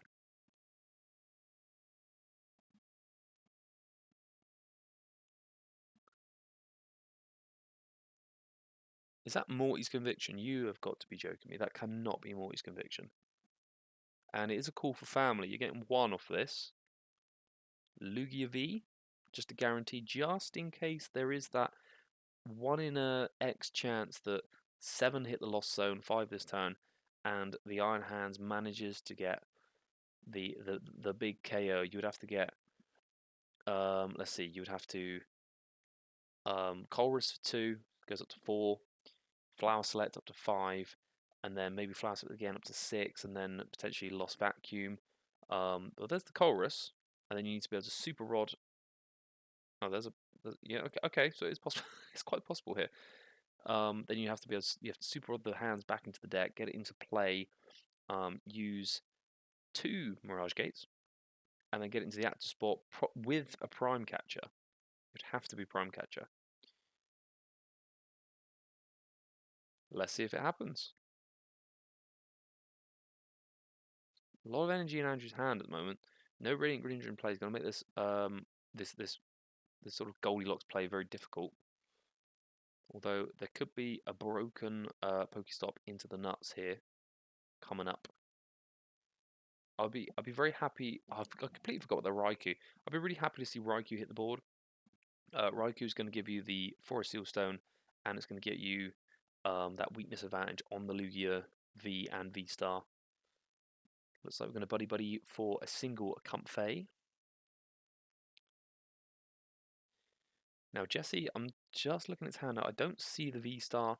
Could Morty's Conviction into it if that is the card that's in the hand. It could well just be the oh god, what is that woman called? I need to give Phil my copy because he wants it. I'm just going to look now. It's the new supporter. Everyone's talking about it. Toast of the Town. It is not Pitnicker. It is. I don't know where it is. 6 in the Lost Zone. Oh, baby.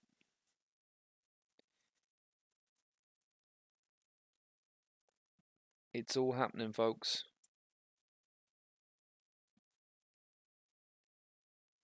It is all happening now.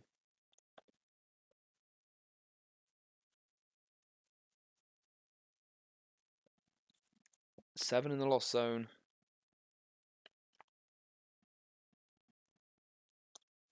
Mirage Gate's a good pull here.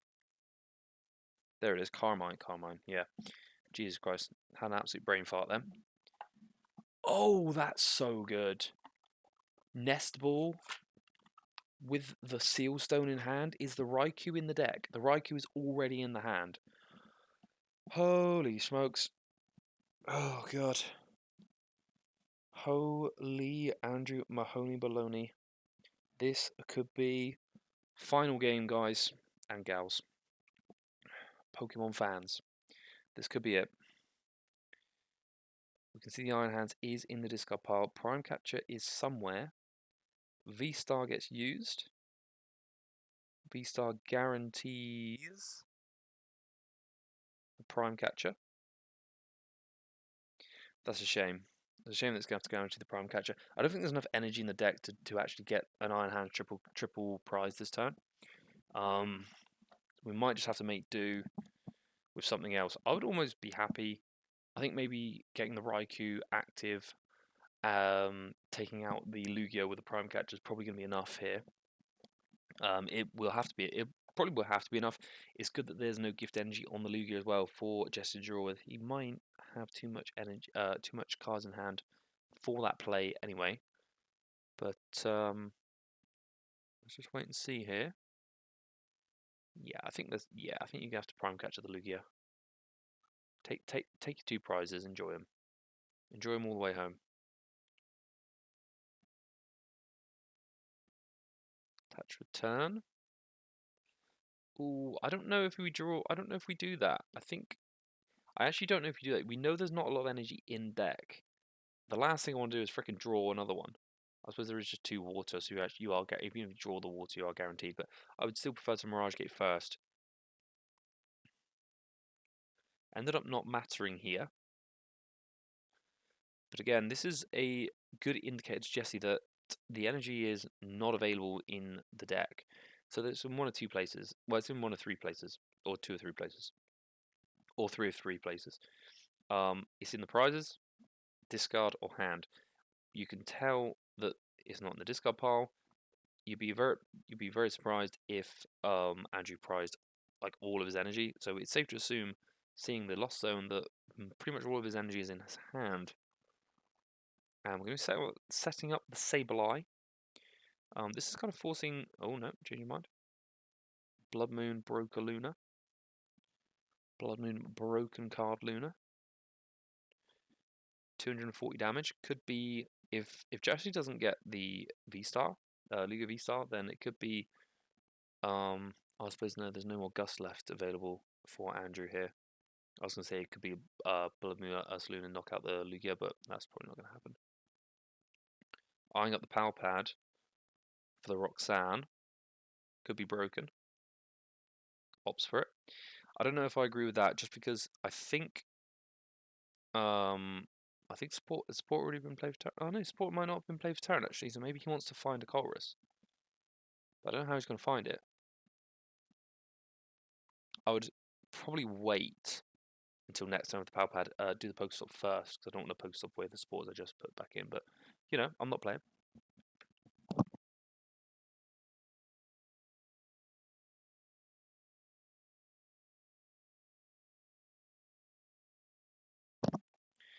We are going to take the knockout here on the big lug, or the little big lug, and we're going to be what's the promotion, Jesse? It is the Mintino. Draw for turn into the boss's orders.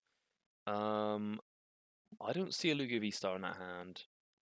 Potentially the Morty's Conviction, if it's a Morty Conviction. If it's a Carmine, then I think we're going to have to go Carmine, or, well, whatever that is going to happen. I think we're going to have to attach the Legacy Energy to, maybe the Lugia, or do we preserve the Cinccino? Guarantees 140 damage, but it's not a lot. It's an interesting position to be in here. I'm going to look up Conviction on PKMN cards, and we should find Morty's Conviction. There it is. There's 3 different versions of Morty's Conviction. Chill out, bruh. Oh, we've got the Luminion. I think it is Morty's Conviction, you know. What's Luminion doing for us? Jacques. Oh, Jacques guarantees the Rat and the Lugia V-Star. Rat, Lugia V-Star, and will power.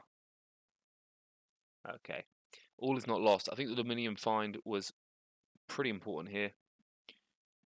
Primal Turbo. This is going to guarantee knockout on the Raikou to even up the prizes. Miss goes down, which preserves from the benched Sableye there that Andrew has. What are we going to do? A Jet? Nope. You just what? You're doing one Primal Turbo from each. Primal Turbo, of course, you have to do it to the one Pokemon, so up to 2 energy to one Pokemon. So by getting 1 energy on each Cinccino, you have committed to only putting only using half of your Primal Turbo on in both occasions. I suppose there's no big energy Pokemon. I still would like to just stick to energy on the bench Cinccino there. But he just wants to guarantee the mist, but I suppose I mean, either way, then you have a Cinccino that's doing 210, and then a Cinccino that's doing 140. Both are threatening. But now we've got Luminion in play. Now we're looking again at that Iron Hands. I think we're gonna have to, if we're Andrew here, preserve those Mirage Gates. Yeah, I mean, Lost Vacuum's definitely gone. There's no tools in Jesse's deck. 9 in the Lost Zone. Just by putting those Mist Energies in play, you essentially just shut down the Sableye. Oh, but the Radiant Greninja. Radiant Greninja is huge here. Could get. Oh no, it does 90. What am I talking about? 90. Radiant Greninja is not huge. I take it back, guys. I am speaking out my pooper. This game could be turning on a dime here. Lugia does just seem like the strongest card in the format. Luminion's already been used, so happy to see Spiritomb hit the discard pile. Comfey coming out of the prizes from the Hisuian Heavy Ball. Definitely don't need the Manaphy. Shuffle up. Nothing particularly impactful actually in those prizes for Andrew, so in a good position. I don't think there was a Rod there. There was definitely a Buddy Poffin and a Manaphy.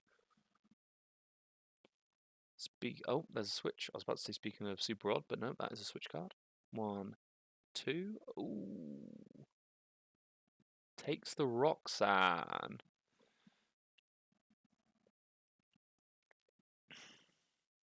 Interesting. That was a good example of why I don't like just like Ripple Shuffling. Power Pad, 2 cards back on top of the deck, and then oh look at that, triple Pokestop, and then just Ripple Shuffle continuously. I could be wrong, but I feel like the Colress and the Roxanne just clumped there. Got to be careful clumping, guys. For sure. It could be the Iron Hand time. Iron Hands would take 2 on the Cinccino. I think it would rather take 3 on the Luminion. Although 2 on the Cinccino, activate Roxanne Jessie into Oblivion.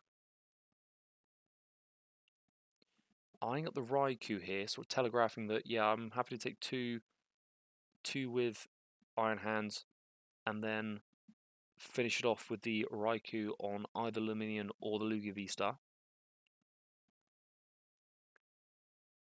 Choices to make. Iron Hands is the choice.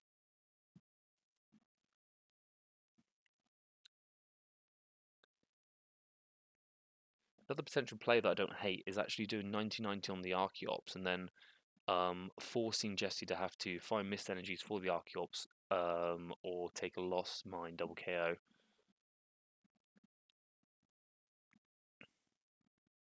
But I think with the burning of the second and third Mirage Gate, I don't know that that's going to be really an option here. Well, you only need 1 Mirage Gate to do Radiant Greninja, but it's greedy. There is a Mirage Gate in hand. Gonna have to refine the Psychic Energies. Oh, there is Psychic Energy in hand there. So Switch Cart is the next card being eyed up and is the one being used. It looks like we're seeing an Ampu very much now, which Mist Energy doesn't affect because the effect is on the Iron Hands. We have not attached Return. Not going to. Here we are. Okay, we're going to attach turn to give ourselves a pivot here with the Comfey. And Amp you very much takes 2. It's that Hisuian Heavy Ball and the Murphy. But again, there wasn't really anything in the prizes that was of use, I would say. We're in a bit of a spot now. We're in a bit of a spot for Jesse. Walls are starting to close in here, I feel like. It can definitely take 2 on the Iron Hands. I should hope so anyway. There shouldn't be too much. There shouldn't be a limited amount of energy in the deck. There should be enough. We're going to find out here. That is a Morty's Conviction. It is confirmed. No wonder this deck lost. Sorry, I'm joking. It's actually I am joking. It's not a bad card. Yeah, I can see why you would play it for sure. Easy discard on the chops. Draw cards. I mean, you could draw up to 5. You could draw 5 this turn if you really want to. So I can definitely see the value of Morty for sure. I believe that Ultra Ball has now been used and failed. It's hard to know when no sound. I think we're now on to Primal Turbo. No, we're not. We're eyeing up Iron Hands. Legacy Energy actually hasn't been used yet. This is a... Is this a potential comeback here?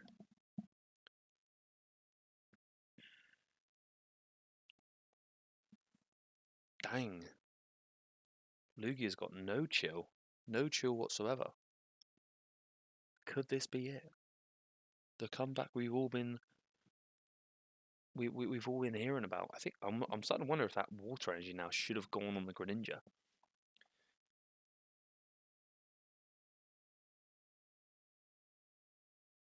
No, because you're threatening Amp, aren't you? The Lugia deck is threatening an Amp. If you do good 99 to the Greninja, the 1990 would have had to have happened a long time ago. This is actually, oh god, could the Lugia do it?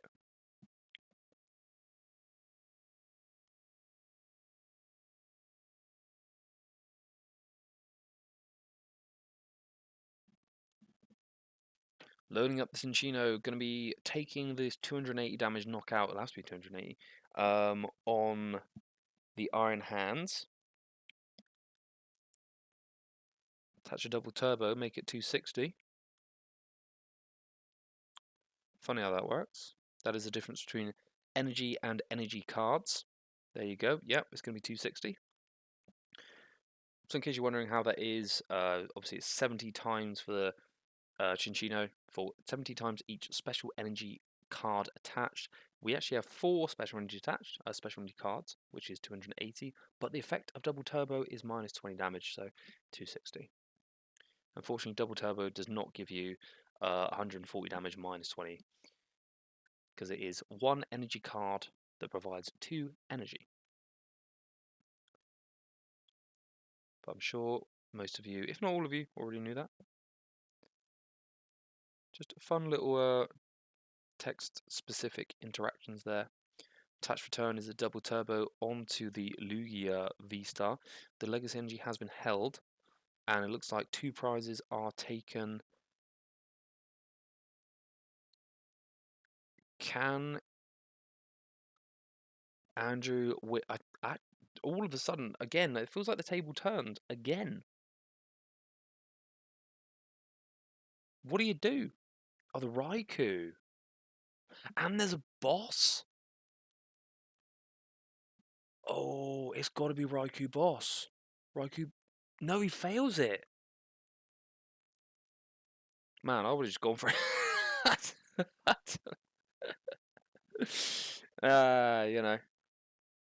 There's only 4 cards, so you get Raikou, you Flower Select, you guarantee the boss, your Super Rod, or is that the last Super Rod? Oh, Jesus Christ. Okay, move it on.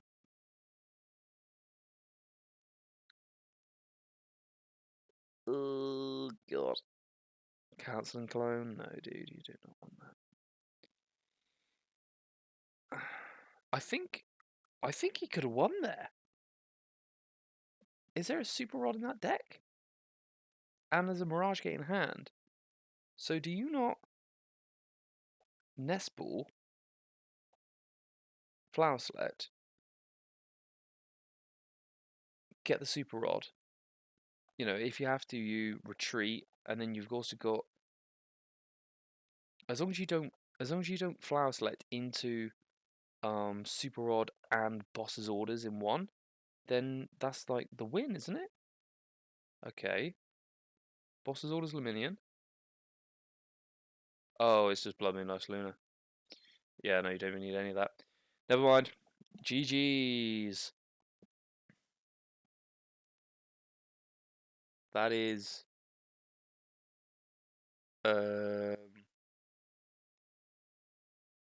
what's going on here? Oh god, what have you done, guys? You've just completely sacked yourself. Oh, Pokestop. Yeah, he Pokestops into that, and then yeah, okay. So he pokes. So if you don't know what just happened, he Pokestopped into the Super Rod. Super Rod's the energy back in Mirage Gate. Then he gets the switch, and there's the 240 damage per game. GG's for sure. Congratulations to Andrew Mahone for taking the 5 against the 3 of Jesse Parker. Well played, Jesse, as well. Good, interesting decks. Good, interesting decks for sure. Very much enjoyed the set. This is by far the longest video I have ever done on the channel, and it's been a lot of fun. 3 hours, 20 minutes. Jesus. So once again, Andrew Mahone here. Jesse. There he is. Sorry. No. Just say. Jesse Parker here is the opponent that just played there. So yeah, well played. Oh, there you go. There's the decks that played. Good stuff, guys. Well done on the stream and on the video, and well done everyone at home for sticking with me through this. Yeah, that's about it. Enjoy. See, I was so desperate to get this out because it's Thursday. It's now 9:25, and EYC is starting tomorrow. So this is all prep for EYC. So get ready for EYC. Good luck if you are playing in it, and I will see you all again very soon. Thanks, everyone. Cheers.